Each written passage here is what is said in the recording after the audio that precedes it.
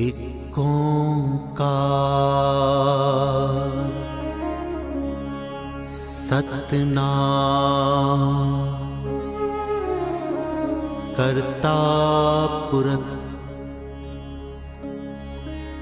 निरपौर निर्वैर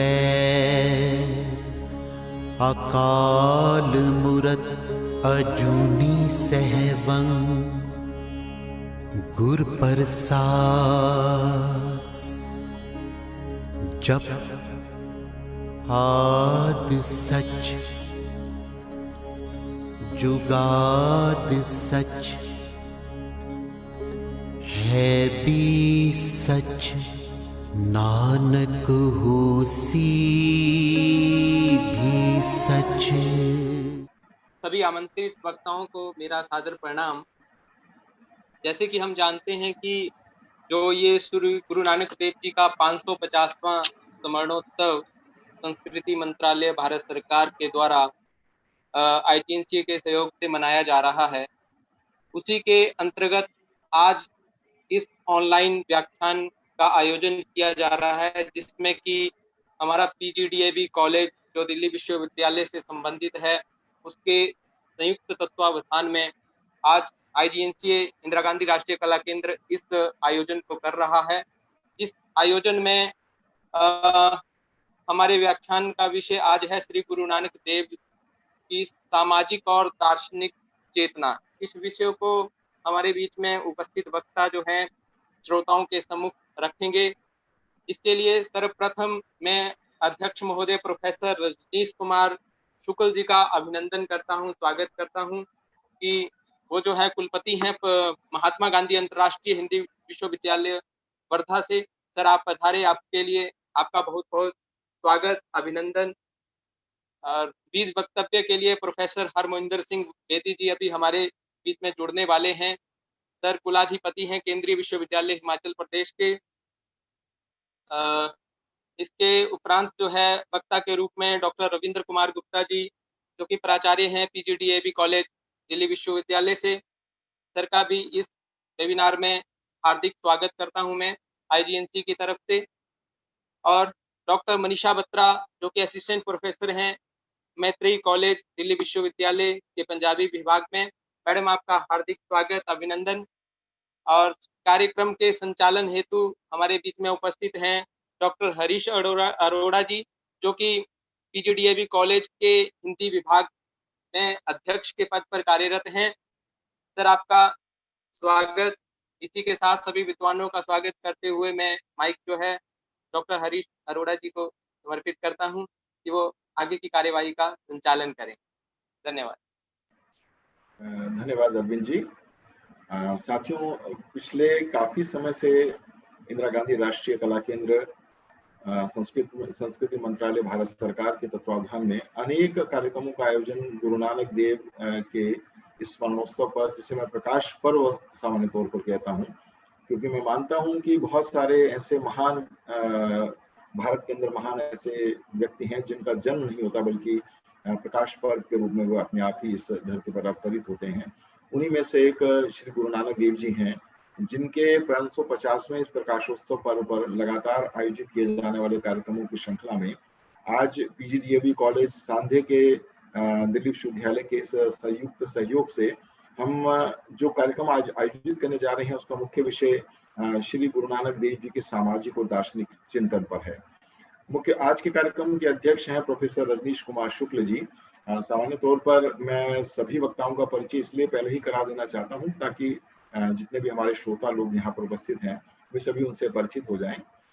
मूल रूप से रजनीश कुमार शुक्ल जी संस्कृत और दर्शन साहित्य के मूल एक विद्वान हैं।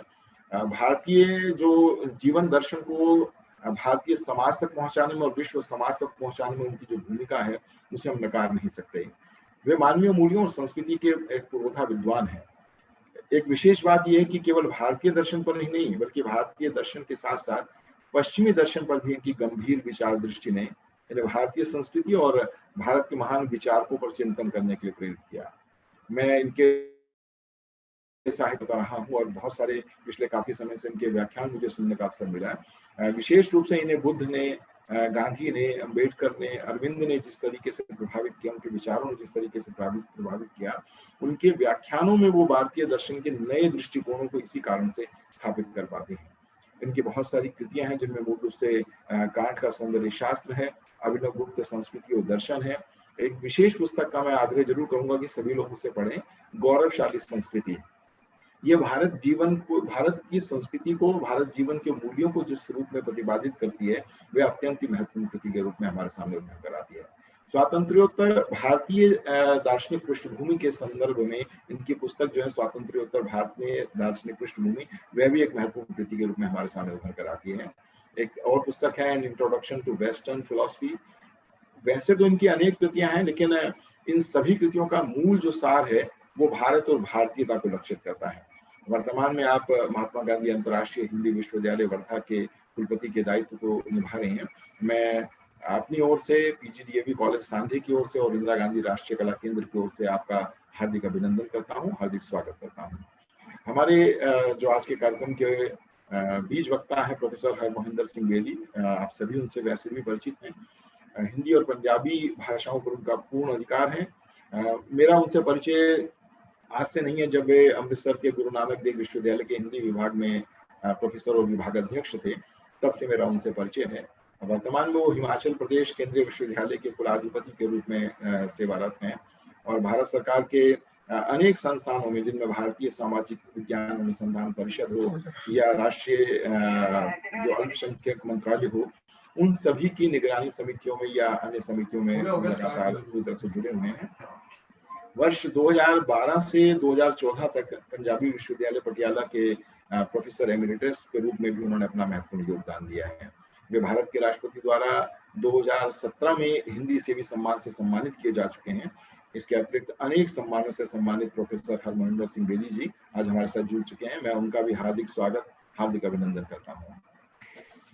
आज हमारे साथ दो विशिष्ट वक्ता हैं। सामान्य तौर पर किसी भी विषय से संबद्ध जब हम किसी भाषा के कार्यक्रम में उपस्थित होते हैं या किसी दर्शन के कार्यक्रम में उपस्थित होते हैं, तो माना ये जाता है कि वे उसी भाषा या उसी विषय से संबद्ध होने चाहिए। लेकिन डॉक्टर रविंद्र कुमार गुप्ता जी, जो दिल्ली विश्वविद्यालय के पीजीडीएवी महाविद्यालय सांधे के प्राचार्य हैं, वाणिज्य विभाग से संबद्ध होने के बावजूद भी भारतीय मूल्यों के संरक्षण और उनके संवर्धन में निरंतर सक्रिय भूमिका निभा रहे हैं। मेरी आवाज आ रही है? जी हाँ जी, आपकी आ रही है। भारतीय संस्कृति के प्रति डॉक्टर रविंद्र कुमार गुप्ता की जो रुचि है, वो भारत के महत्वपूर्ण विद्वानों और विदुषियों से लगातार विद्यार्थियों को परिचित कराने में इनका एक बहुत महत्वपूर्ण योगदान है। हमारे कॉलेज की जो वेबसाइट है, उस वेबसाइट पर भारत के राष्ट्रीय योगदान देने वाले महत्वपूर्ण विद्वान हैं, जो विचारक हैं, जो विदुषियां हैं, उन सभी के परिचय विद्यार्थियों को नियमित रूप से वे लगातार साइट पर देते रहते हैं। उनके जीवन से संबंधित बहुत महत्वपूर्ण जानकारियां उपलब्ध कराते रहते हैं और कॉलेज के अंदर अनेक प्रकार के इस तरह के आयोजन करते हैं जो भारतीय मूल्यों के संरक्षण में अपनी बहुत बड़ी भूमिका निभाते हैं। डॉक्टर रविंद्र कुमार गुप्ता, मैं उनका भी कॉलेज परिवार की ओर से, वैसे तो कॉलेज के मुखिया हैं, लेकिन उसके बावजूद भी आज एक वक्ता के रूप में यहाँ उपस्थित हैं, मैं उनका हार्दिक अभिनंदन, हार्दिक स्वागत करता हूँ। हमारे साथ महत्वपूर्ण वक्ता के रूप में उपस्थित हैं डॉक्टर मनीषा बत्रा। वैसे दिल्ली में जन्मी है, लेकिन दिल्ली विश्वविद्यालय के मैत्रेयी कॉलेज में वे पंजाबी विभाग में इस समय सहायक प्रोफेसर के रूप में काम कर रही हैं। उनकी 3 पुस्तकें प्रकाशित हो चुकी हैं और पिछले कई वर्षों से लगातार मैं बहुत सारे पत्र पत्रिकाओं में नियमित रूप से देख रहा हूँ कि वे पंजाबी भाषा में और पंजाबी साहित्य के संबंध में अपने लेख लगातार लिख रही हैं। लेकिन वे केवल पंजाबी की विदुषी नहीं है, उसके साथ साथ वे हिंदी भाषा में भी बहुत अधिकार के साथ अपनी बात रखती हैं। आज मैं उनसे आग्रह करूंगा कि वे पंजाबी में ही अपना व्याख्यान दे, ताकि हम अलग अलग विद्वानों को अलग अलग भाषाओं के साथ संबद्ध करके उनके ज्ञान वर्धन भी कर सकें। और इसके अतिरिक्त हमारे साथ बहुत सारे ऐसे लोग भी जुड़े हैं। विशेष रूप से डॉक्टर अभिजीत जी हैं, प्रवीण आर्य जी हैं, जो अखिल भारतीय साहित्य परिषद के राष्ट्रीय प्रचार मंत्री के रूप में हमारे साथ पूरा योगदान दे रहे हैं। वैसे प्रवीण जी का विशेष परिचय मैं इसलिए भी देना चाहूंगा कि पूरे भारत में जो भारतीय साहित्य के माध्यम से, भारतीय भाषाओं के साहित्य के माध्यम से लगातार वे भारतीय संस्कृति का संपोषण करने की जो कोशिश कर रहे हैं, उसमें निरंतर वो संलग्न है। डॉक्टर प्रवीण आर्य जी, मैं उनका भी हार्दिक अभिनंदन, हार्दिक स्वागत करता हूँ। डॉक्टर अभिजीत दीक्षित जी जो इस कार्यक्रम के होस्ट भी हैं और इंदिरा गांधी राष्ट्रीय कला केंद्र में नियमित रूप से एक साइंटिस्ट के रूप में वहाँ काम कर रिसर्च साइंटिस्ट के रूप में वहाँ काम कर रहे हैं। लेकिन उनके साथ संगोष्ठियों के माध्यम से जो परिचय हुआ है उससे पता चलता है कि वे बहुत सारे विषयों के ज्ञाता भी हैं। डॉक्टर अभिजीत दीक्षित जी, मैं उनका भी हार्दिक स्वागत, हार्दिक अभिनंदन करता हूँ। डॉक्टर अरविंद शर्मा जी इस कार्यक्रम को पूरी तरह से संचालित भी कर रहे हैं मूल रूप से, और इस कार्यक्रम के अतिरिक्त जो इंदिरा गांधी राष्ट्रीय कला केंद्र डॉक्टर गुरु नानक देव जी की जयंती के संदर्भ में विभिन्न कार्यक्रमों का आयोजन कर रहे हैं, उसके संयोजन में अपनी बहुत बड़ी भूमिका निभा रहे हैं। मैं उनका भी हार्दिक अभिनंदन, हार्दिक स्वागत करता हूँ। हमारे साथ बहुत सारे लोग जुड़े हैं, राजवीर सिंह सिद्धू जी भी जुड़े हुए हैं। हमारे साथ विश्वविद्यालय के बहुत सारे प्रोफेसर हैं जो जुड़े हुए हैं। डॉक्टर बलवंत सिंह है, डॉक्टर बीना मीणा है, डॉक्टर मीना शर्मा है, डॉक्टर डिम्पल गुप्ता है जिन्हें मैं लगातार देख रहा हूँ, डॉक्टर प्रियंका मिश्र हैं जो सत्यवती महाविद्यालय सांदे में हिंदी विभाग में सेवारत हैं। अनेक विभाग के, मेरे कॉलेज के विभाग के अनेक प्राध्यापक, अनेक विद्यार्थी यहाँ जुड़े हुए हैं। मैं अपनी ओर से आप सभी का हार्दिक अभिनंदन, हार्दिक स्वागत करता हूँ। मित्रों, मूल रूप से विचार करने की बात है कि आखिर 550वें प्रकाशोत्सव पर्व पर हम गुरु नानक देव को आज के संदर्भों में क्यों याद करने की कोशिश कर रहे हैं। वर्तमान समय की जो परिस्थितियां हैं, वर्तमान समय में जो समाज के अंदर जो जिस तरह की गतिविधियां चल रही हैं, कहीं ना कहीं हम लौटकर अपनी भारतीय संस्कृति की ओर अपनी दृष्टि डालते हैं। और उस भारतीय संस्कृति में अनेक ऐसे लोग हैं जो जिन्होंने मनुष्य को जीवन मूल्यों को समझाने, जीवन के प्रति प्रेरित करने और भारतीय संस्कृति के साथ संबद्ध करने में अपनी बहुत बड़ी भूमिका निभाई है। उन्हीं में से एक है गुरु नानक देव। एक कहावत है, संतन को कहा सीकरी सो काम। उन्हें कभी सीकरी की आवश्यकता नहीं पड़ी, और सचमुच में गुरु नानक देव ऐसे ही महान व्यक्ति हैं जिन्होंने कभी सीकरी की ओर नहीं देखा, कभी धन की ओर नहीं देखा। और एक विशेष बात यह है कि उन्होंने संवादों के माध्यम से विश्व में पहले ऐसे महत्वपूर्ण एक नायक मैं कहता हूँ, अभिनायक कहता हूँ, जिन्होंने पूरे विश्व में संवादों के माध्यम से भारत के अन्य देशों के साथ जो संबंध और संपर्क बनाए वे बहुत ही महत्वपूर्ण है। और संवाद ही एक ऐसी स्थिति होती है जिससे हम सभी समस्याओं का निदान सहज रूप से कर पाते हैं। आज के इस कार्यक्रम में नियमित रूप से मैं जानता हूं कि आप सभी हमारे प्रमुख वक्ताओं के जब विचार सुनेंगे तो गुरु नानक देव के जीवन के सामाजिक चेतना और उनके जो दार्शनिक विचार हैं उनके साथ आप पूरी तरह से जुड़ पाएंगे और समझ पाएंगे क्यों उनकी आवश्यकता आज भी पूरी तरह से बनी हुई है। सबसे पहले मैं आमंत्रित कर रहा हूं प्रोफेसर हरमोहिंदर सिंह बेदी जी को। आज के कार्यक्रम के वे बीज वक्ता के रूप में हमारे सामने उपस्थित हैं। मेरा आग्रह है कि वे अपने विचार हमारे समक्ष रखें। प्रोफेसर हरमोहिंदर सिंह बेदी जी। परमादरणीय डॉक्टर शुक्ला जी, हरीश जी तथा इस वेबिनार में जुड़े विद्वत जन, गुरु नानक देव जी को अपनी स्मृति में लाने का बहुत बड़ा अर्थ है। गुरु नानक देव जी को याद करने का मतलब भारतीय संस्कृति, भारतीय चिंतन, भारतीय इतिहास, भारतीय विरासत और उसके साथ एशिया के देशों की संस्कृति को नमन करने के बराबर है।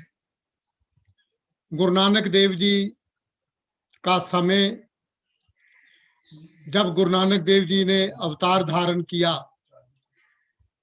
तो कई चुनौतियां भारतीय समाज के सामने थी। हमारी दार्शनिक परंपरा के सामने कई ऐसी अवधारणाएं थी जो मानव को गुलामी के रास्ते पर लेकर जा रही थी। हमारी विरासत में बहुत कुछ टूट चुका था। गुरु नानक देव जी ने ऐसे समय में अपने व्यक्तित्व और कृतित्व से भारत में एक पुनर्जागरण की लहर पैदा की। यह पुनर्जागरण केवल भारत तक सीमित नहीं रहा। 25 साल वे पैदल एशिया के देशों की ओर उन्होंने यात्रा की।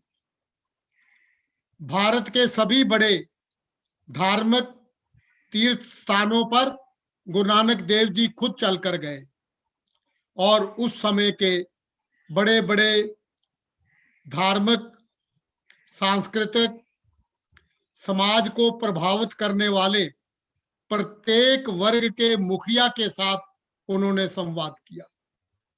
अभी कहा जा रहा था कि गुरु नानक देव जी ने संवाद के माध्यम से पूरे विश्व को, एशिया के देशों को समझने का प्रयास किया। 25,000 वर्ग किलोमीटर से भी ज्यादा गुरु नानक देव जी ने पैदल यात्रा तय की। भाई गुरदास, बहुत बड़े जो सिख मनीषी हैं, वे कहते हैं कि बाबा नानक जगत गुरु थे। उनकी एक उक्ति है, चढ़िया सोदन तरत लुकाई, के पूरी सृष्टि का कल्याण करने के लिए गुरु नानक सभी दिशाओं की ओर निकले और सबसे बड़ा संवाद उन्होंने भारतीय धार्मिक संप्रदायों के बीच पैदा किया। उनकी एक कृति है सिद्ध गोष्ठ।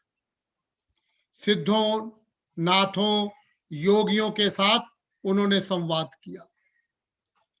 धार्मिक आडंबरों के खिलाफ एक पूरा का पूरा उनका जो कार्यक्रम था वो हमें दिखाई देता है। और गुरु नानक देव जी ने उन व्यक्तियों से जब संवाद किया तो उन्होंने उनकी बात सुनी, उनके साथ सतर्क संवाद किया और बाद में उन्होंने अपनी बात कही। वो कहते हैं सिद्धों के साथ गोष्ठी में, रोष ना कीजिए, उत्तर दीजिए, कि आप रोष ना करें।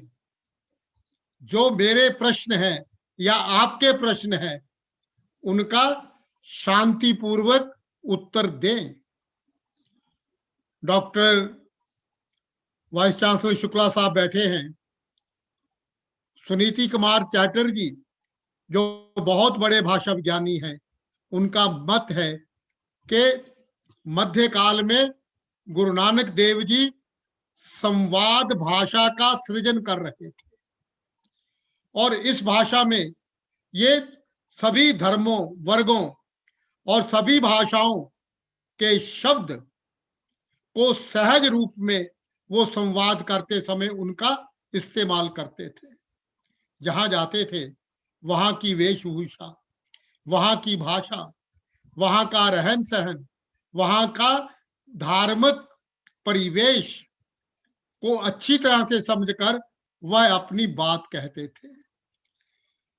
भारत के सामाजिक ढांचे में परिवर्तन नहीं आया, एशिया के सामाजिक ढांचे में एक बहुत बड़ी परिवर्तन की लहर चल उठी।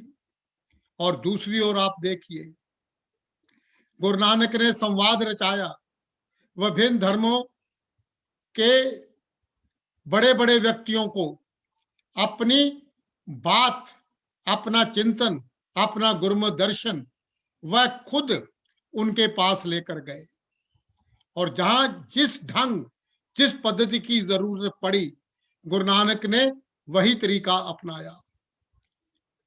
जहां जाते थे उनके साथ संवाद करते समय उनकी चेतना को, उनके चिंतन को, उनकी देह भाषा को वे अच्छी तरह आत्मसात करते थे। फिर बाबा नानक अपनी बात कहता था। इसीलिए सुनीति कुमार चैटर्जी मानते हैं कि मध्यकाल को जिस संवाद की भाषा की जरूरत थी वह गुरु नानक देव अपनी कृतियों के माध्यम से उस भाषा को पारदर्शी बना रहे थे।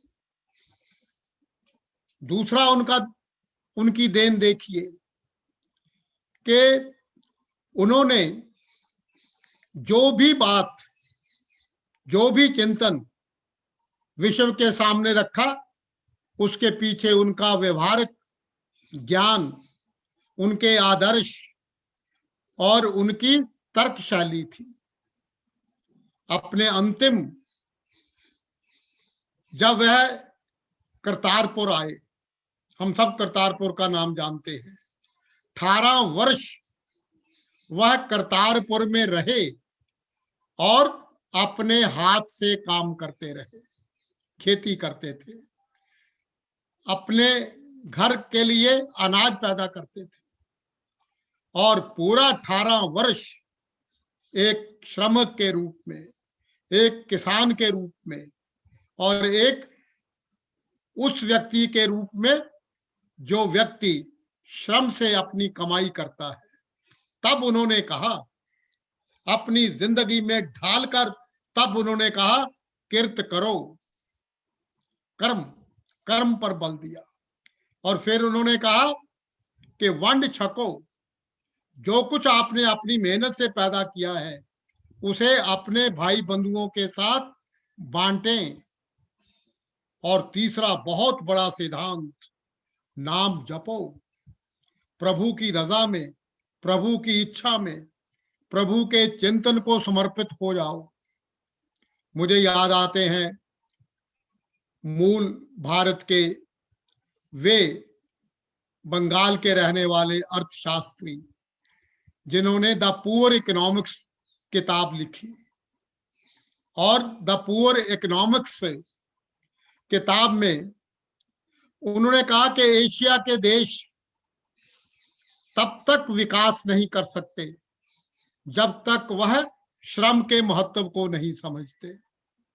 गुरु नानक देव जी ने 500 साल पहले श्रम के महत्व को समझा और उन्होंने बल दिया और यहां तक कहा कि जो दूसरे का हक, दूसरे की कमाई अपने पक्ष में उसका इस्तेमाल करते हैं, वो कहते हैं, हक पराया नानका, उस सूअर उस गाय। मुसलमान के लिए गाय के समान है पराया हक, और हिंदू के लिए गाय का मांस भक्षण करने के बराबर है, मुसलमान के लिए सूअर के मांस का भक्षण करने के बराबर है। हक हलाल की कमाई, श्रम की द्वारा पैदा किया गया अपना हक, गुरु नानक देव जी उसके पक्ष में अपनी वार्ता लोगों तक लेकर जाते हैं। श्री गुरु ग्रंथ साहब देखिए 36 वाणीकार हैं और ये जो सभी वाणीकार हैं, गुरु साहबान को छोड़कर संत, भक्त, सूफी, इनमें कोई भी वाणीकार गुरु नानक देव जी का समकालीन नहीं है। सब गुरु नानक देव जी के पूर्व काल के हैं। चाहे जयदेव हो, जिनका शब्द गुरु ग्रंथ साहब में है, वो 10वीं सदी के थे। जिन्होंने गीत गोविंद लिखा, वो संस्कृत के कवि थे। और जितने बड़े बड़े भारतीय संस्कृति के महापुरुष हैं, चाहे कबीर साहब हैं, रविदास जी हैं, धन्ना जी हैं, शेख फरीद 12वीं शताब्दी के हैं। गुरु ग्रंथ साहब में उनकी वाणी है। गुरु नानक देव जी जहां जाते थे वह बड़े बड़े महापुरुषों की वाणियां एकत्र करते थे, उनके साथ संवाद करते थे और बाद में यही वाणियां 1604 में जब गुरु अर्जन देव जी के पास श्री गुरु ग्रंथ साहब का जब वे संपादन कर रहे थे, गुरु ग्रंथ साहब की वाणियों का हिस्सा बने। गुरु ग्रंथ साहब की बीड़ तैयार करने में गुरु नानक देव जी की बहुत बड़ी भूमिका है। इसलिए गुरु नानक देव जी का जो महान संदेश है कि जाति पाति को नहीं मानेंगे, रंग नस्ल को नहीं मानेंगे, लिपि और भाषा की दीवार नहीं रहेगी, हर को भजे सो हर का होए। और गुरु नानक देव जी की यह सोच श्री गुरु ग्रंथ साहब में दर्ज है। बाबा नानक के 974 शब्द, 974 शब्द 19 रागों में श्री गुरु ग्रंथ साहब में संकलित हैं। और आप देखिए बाबा नानक की वाणी का महत्व किसी भी गुरु साहबान ने अपनी वाणी का उच्चारण करते समय अपना नाम नहीं इस्तेमाल किया। प्रत्येक गुरु ने कहा अंत में कह नानक। गुरु अर्जन देव जी ने भी जब अपनी वाणी रची तो वाणी में जिस नाम का अंत में उच्चारण किया गया वह बाबे नानक का था। चाहे वो गुरु अंगद देव जी की वाणी हो, गुरु अमरदास की हो, गुरु अर्जन देव जी की हो, और चाहे वाणी गुरु रामदास जी की हो, चाहे नवम गुरु तेग बहादुर साहब की हो। ये गुरु नानक की सोच का केंद्र श्री गुरु ग्रंथ साहब है। मुझे याद आते हैं सर बरियव को, रूसी विद्वान, वो कहते हैं कि अगर मध्यकाल में लघु कुटीर उद्योग का इतिहास जानना है तब गुरु ग्रंथ साहब में दर्ज उन महान वाणीकारों को देखो। कबीर साहब कपड़ा बुनते थे, रविदास जी चमड़े का काम करते थे, धन्ना जाट था, सधना कसाई था, सेन नाई था, नामदेव जी रंगरेज थे। ये एक ऐसा आदर्श गृहस्थ और श्रम को एक साथ, इसका एक मॉडल पूरी दुनिया के सामने गुरु नानक देव रखते हैं और हमारी सामाजिक व्यवस्था में क्रांति आ जाती है। लोग निर्णय जाति पाति के आधार पर नहीं करते, लोग सम्मान देते हैं महापुरुषों को उनकी वाणी के कारण, उनके चिंतन के कारण और उनके कल्याणकारी कार्यों के कारण। यह चेतना बाबा नानक मध्यकाल में भारतीय संस्कृति के सामने एक महा आदर्श के रूप में रखते हैं। इसीलिए गुरु नानक ने जब ये कहा कि नाम जपो, कीर्त करो, वंड छको, ये एशिया के देशों के लिए एक बहुत बड़ा आदर्श मार्ग था और इस आदर्श मार्ग को अपनाकर एशिया ने अपनी किस्मत को बदला। और आज डॉक्टर वीसी साहब बैठे हैं, शुक्ला जी, आज जो एशिया के इतिहासकार हैं वह अपने देशों का इतिहास लिख रहे हैं और वो बार बार गुरु नानक देव को याद करते हैं। उन्हें बार बार लगता है कि बाबे नानक की वाणी के माध्यम से हम अपने देशों की संस्कृति को, विरासत को, चिंतन को, दर्शन को हम समझ सकते हैं। प्रोफेसर एलन जैसा दार्शनिक इतिहासकार जब वो एशिया के देशों का इतिहास लिखता है तो वह बाबे नानक की वाणी के आगे नतमस्तक होता है। भारतवर्ष में आप देखिए कि गुरु नानक का कितना गहरा प्रभाव पड़ा। हम सब जानते हैं कि बाबर ने जब भारत पर आक्रमण किया तो गुरु नानक देव जी ने 4 शब्दों के द्वारा, जिसे हम बाबर वाणी कहते हैं, हालांकि गुरु ग्रंथ साहब में बाबर वाणी कोई शीर्षक नहीं है, पर बाबर के आक्रमण के समय जो भारतीयों पर जुल्म हुए, जो भारतीयों की धार्मिक चेतना को जो बाबर के सिपाहियों ने पांव थले रौंदा, उसका बहुत यथार्थवादी चित्रण गुरु नानक देव जी की वाणी में आता है। आप देखिए, गुरु नानक देव ये नहीं कहते कि बाबर के आक्रमण ने पंजाब को डरा दिया है या सैदपुर, जहां उस समय गुरु नानक थे, वह सैदपुर की जगह भयभीत हुई है। गुरु नानक कहते हैं हिंदुस्तान डराया। बाबर ने हिंदुस्तान को डराया है। वो कहते हैं कि पाप दी जंज लै काबुल ताया, जोरी मंगे दान में लालो, के काबुल से वो पाप की बारात लेकर भारत में आ गया है और भारत रूपी कन्या का शक्ति के बल पर, तलवार के बल पर उसका कन्या दान चाहता है। और फिर गुरु नानक ने कहा, खुरासान खसमाना किया, हिंदुस्तान डराया, आपे दोष न देई करता, जमकर मुगल चढ़ाया। डॉक्टर शुक्ला जी और अन्य बंधुओं, गुरु नानक देव पहले भारतीय भाषाओं के कवि हैं जो यहाँ के लोगों को हिंदुस्तानी कहकर पुकारते हैं। संस्कृत साहित्य में भारतवर्ष बहुत बार आया, पर अपनी भाषाओं में। उस समय जो मध्यकाल में जिन भाषाओं का उच्चारण होता था, गुरु नानक देव पहले राष्ट्र कवि हैं जो इस क्षेत्र के लोगों को परिभाषा देते हैं, यहाँ के भूगोल के ऊपर विचार करते हैं, यहाँ की कौमियत जातीयता के ऊपर चिंतन करते हैं। इसलिए गुरु नानक की वाणी राष्ट्रीय चेतना की वाणी है। और गुरु नानक की इस वाणी ने एक और करिश्मा किया।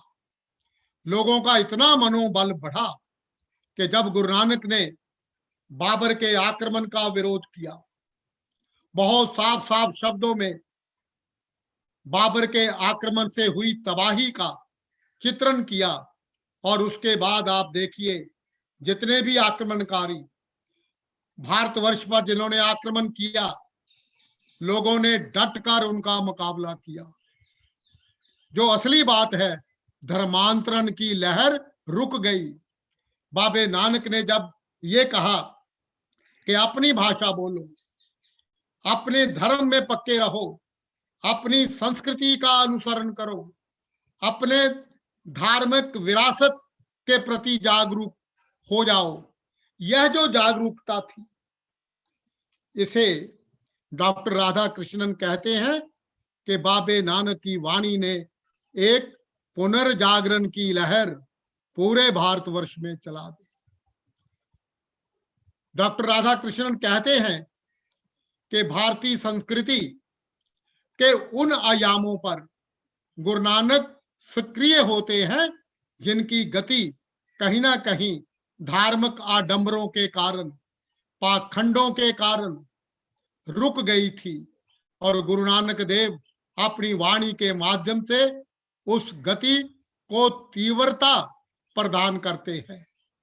इसलिए आप थोड़ा सा दूर जाकर देखिए, गुरु नानक की वाणियों को देखिए, जपजी साहब को देखिए, आषाढ़ी वार को देखिए, सुचज्जी और कुचज्जी वाणी को देखिए, गुरु नानक देव जी के 12 माह देखिए।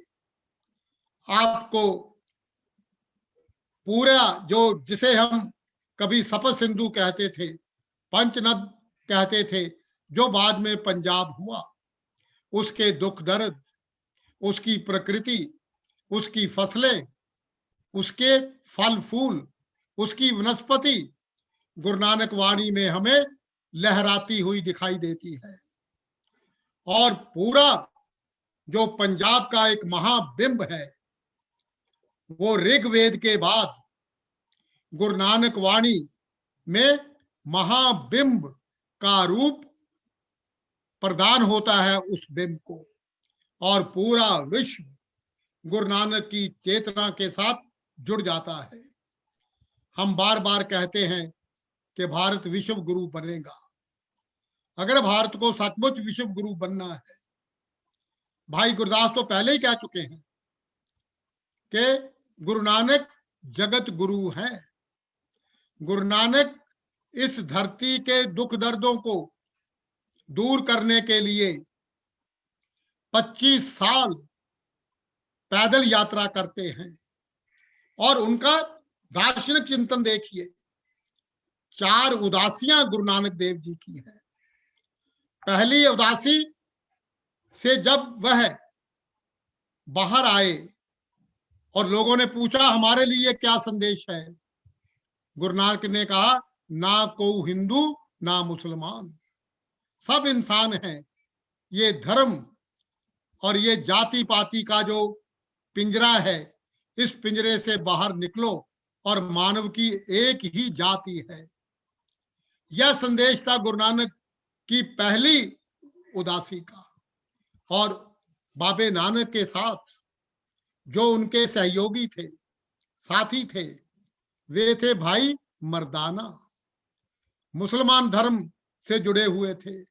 48 वर्ष बाबे नानक के साथ उन्होंने पैदल यात्राएं की और पूरे विश्व को भारतीय संस्कृति का, भारतीय चिंतन का, भारतीय विरासत का, भारतीय दर्शन का एक ऐसा महा स्वर दुनिया के कानों में डाला कि पूरे विश्व को लगा कि गुरु नानक यह जो बात कहते हैं सरबत दा भला, ये वासुदेव कुटुंबकम ही है कि जिसमें ना जाति है, ना पाति है, ना रंग है, ना नस्ल का कोई भेद है।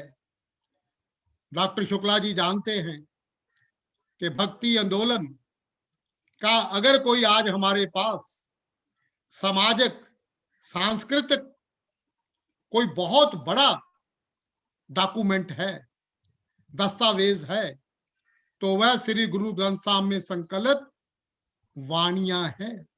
36 वाणीकारों की वाणियां हैं। भक्त कवियों ने जो कुछ कहा, भक्त कवियों का जो चिंतन है, और ये जो भक्ति आंदोलन है, इस भक्ति आंदोलन का जो इतिहास है वो श्री गुरु ग्रंथ साहब की वाणीकारों की वाणियों में आज भी उपलब्ध होता है। इसीलिए आचार्य हजारी प्रसाद द्विवेदी कहते हैं कि भारतीय वांग्मय, भारतीय साहित्य का जो अमर स्वर है वह बाबे नानक की वाणियों के केंद्र में पड़ा हुआ है। इसीलिए आचार्य परशुराम चतुर्वेदी जी कहते हैं कि उत्तरी भारत की जो संत परंपरा है उसके पीछे जो एक अदृश्य शक्ति है वह श्री गुरु ग्रंथ साहब की है। गुरु नानक देव जी का यह सामाजिक, साहित्यिक, सांस्कृतिक चिंतन आज भी अनुकरणीय है। पंजाबी भाषा, गुरमुखी लिपि, भारतीय भाषाओं की इतनी खूबसूरत शब्दावली, मैं तो कई बार हैरान होता हूं कि सर्वाधिक मुस्लिम भाईचारे की भाषा कुरान शरीफ की भाषा, मुस्लिम आचार संहिता की शब्दावली बाबे नानक की वाणी में मिलती है। और भारतीय संस्कृति, भारतीय वांग्मय, भारतीय दर्शन की अनेकों उक्तियां सरल भाषा में बाबे नानक की वाणी का केंद्र है। और सबसे बड़ी बात देखिए, ट्रेड की लैंग्वेज, वाणिज्य की भाषा, वणजारों की भाषा, व्यापार की भाषा, मध्यकाल की अनेकों ऐसी शब्दावली गुरु नानक देव जी की वाणी में आज भी सुरक्षित है। ये एक भाषिक क्रांति भी थी, सामाजिक क्रांति भी थी, दार्शनिक क्रांति भी थी और राष्ट्रीय धारा का पुनर्संवाद भी था। इसलिए आज जो वैश्विक चिंतन, विश्वीकरण के दौर में हम पहुंचे हैं, अगर सचमुच दुनिया को प्यार का, प्रेम का, मोहब्बत का गांव बनना है, तब बाबे नानक की वाणी की जरूरत हमें है। और जगत गुरु के जिस मार्ग पर हम चलना चाहते हैं वह वही मार्ग है जो बाबे नानक ने हमारे सामने रखा।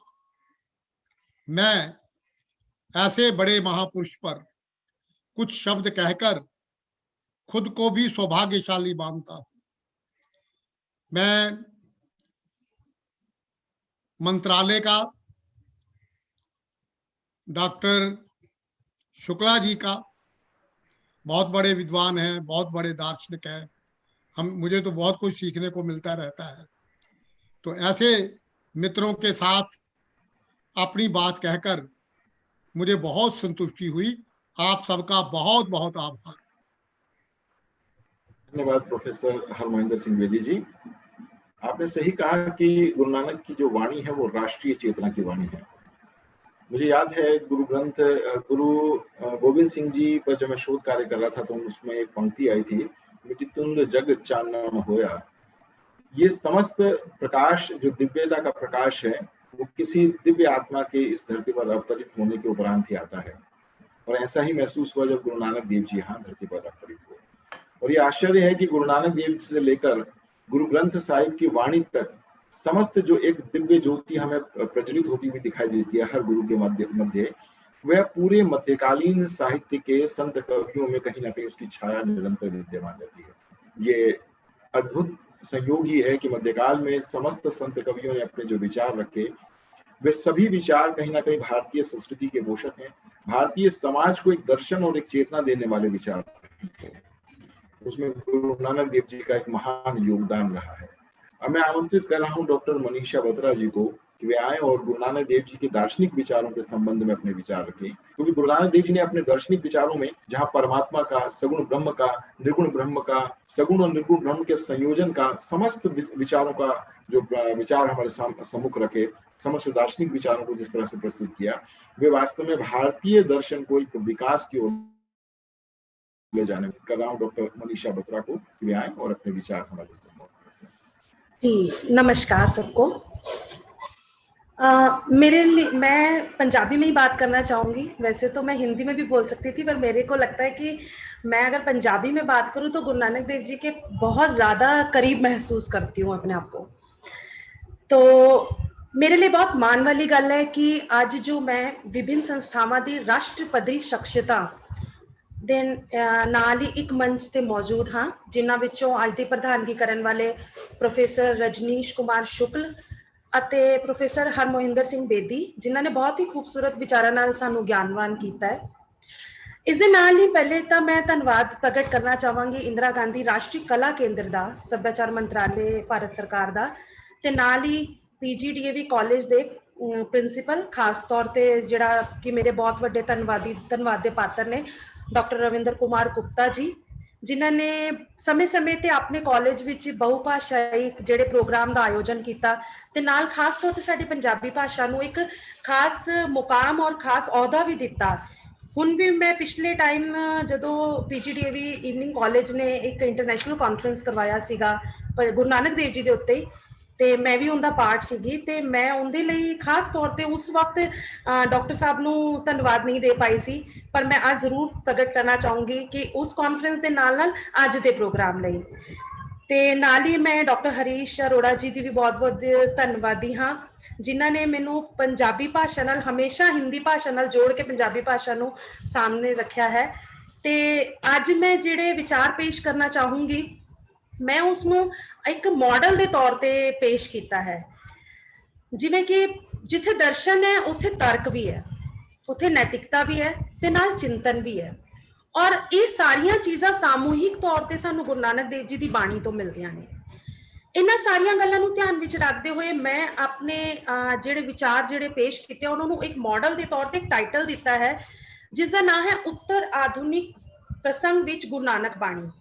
यानी कि जिवें कि डॉक्टर हरीश अरोड़ा जी ने कहा सीगा कि असी गुरु नानक बाणी दी जिहड़ी प्रासंगिकता है उसनूं अज दे मॉडल विच किवें समझ सकदे हां, ते ओह समझना बहुत जरूरी है, क्योंकि अपने समय विच जो कुछ गुरु नानक साहब दी बाणी विच असी समझिया, पढ़िया, सुनिया, अज उसनूं किवें एक्सेप्ट करने आ। साडी अज दी जनरेशन जिहड़ी कि ग्लोबलाइजेशन दे दौर तो गुजर रही है, जिहड़ी कि मॉडर्नाइजेशन दे दौर तो गुजर रही है, ਉਹ ਕਿਵੇਂ ਇਹਨਾਂ ਸਾਰੀਆਂ ਚੀਜ਼ਾਂ ਨੂੰ ਜਿਹੜੀ ਹੈ ਉਹ ਸਵੀਕਾਰ ਕਰਦੀ ਹੈ। ਜਦੋਂ ਵਿਸ਼ਵੀਕਰਨ ਨੇ ਮਨੁੱਖ ਨੂੰ ਸੱਭਿਆਚਾਰਕ, ਆਰਥਿਕ ਤੇ ਸਮਾਜਿਕ ਔਰ ਰਾਜਨੀਤਿਕ ਪੱਖੋਂ ਹਰ ਪ੍ਰਕਾਰ ਦੀ ਖੁੱਲ੍ਹ ਦਿੱਤੀ ਹੈ, ਉੱਥੇ ਮਨੁੱਖੀ ਵਿਹਾਰ, ਉਹਨਾਂ ਦੀ ਰੁਚੀਆਂ ਤੇ ਉਹਨਾਂ ਦੇ ਜਿਹੜਾ ਸੁਹਜ ਔਰ ਸਵਾਦ ਹੈ ਉਹਦੇ ਵਿੱਚ ਬਹੁਤ ਸਾਰੇ ਪਰਿਵਰਤਨ ਵਾਪਰੇ ਨੇ। ਵਿਅਕਤੀਵਾਦੀ ਮਾਨਸਿਕਤਾ ਜਿਹੜਾ ਹੈ ਉਸ ਵਿਚਲੇ ਪਰਿਵਰਤਨ ਕਾਰਨ ਪੂੰਜੀਵਾਦੀ ਪ੍ਰਵੇਸ਼ ਦਾ ਪ੍ਰਚਾਰ ਤੇ ਪ੍ਰਸਾਰ ਹੋਇਆ ਹੈ, जो कि अपनी बहुत ज्यादा प्रचंड अवस्था भी साडे सामने आंदा है। माया जिसनूं असीं पूंजी कहने आ, मनुखी धर्म करम दा जिहड़ा है मुख मुद्दा बन चुकी है। भ्रिष्टाचार, अनैतिक विहार, असंवेदनशीलता ते आयोग आर्थिक स्रोतां ने मनुख नूं गुमराह कीता होया। अजे समय नानक बाणी नूं ਉਹਨਾਂ ਦੇ 550 ਸਾਲਾ ਜਿਹੜਾ ਅਸੀਂ ਗੁਰਪੁਰਬ ਵੀ ਦਿਵਸ ਵੀ ਮਨਾ ਰਹੇ ਹਾਂ, ਜਿਹੜਾ ਉਹਨਾਂ ਦਾ ਦਿਵਸ ਮਨਾਉਂਦੇ ਆ ਰਹੇ ਹਾਂ, ਉਸ ਵਿੱਚ ਅਸੀਂ ਗੁਰੂ ਨਾਨਕ ਬਾਣੀ ਨੂੰ ਕਿਵੇਂ ਦੇਖ ਸਕਦੇ ਹਾਂ।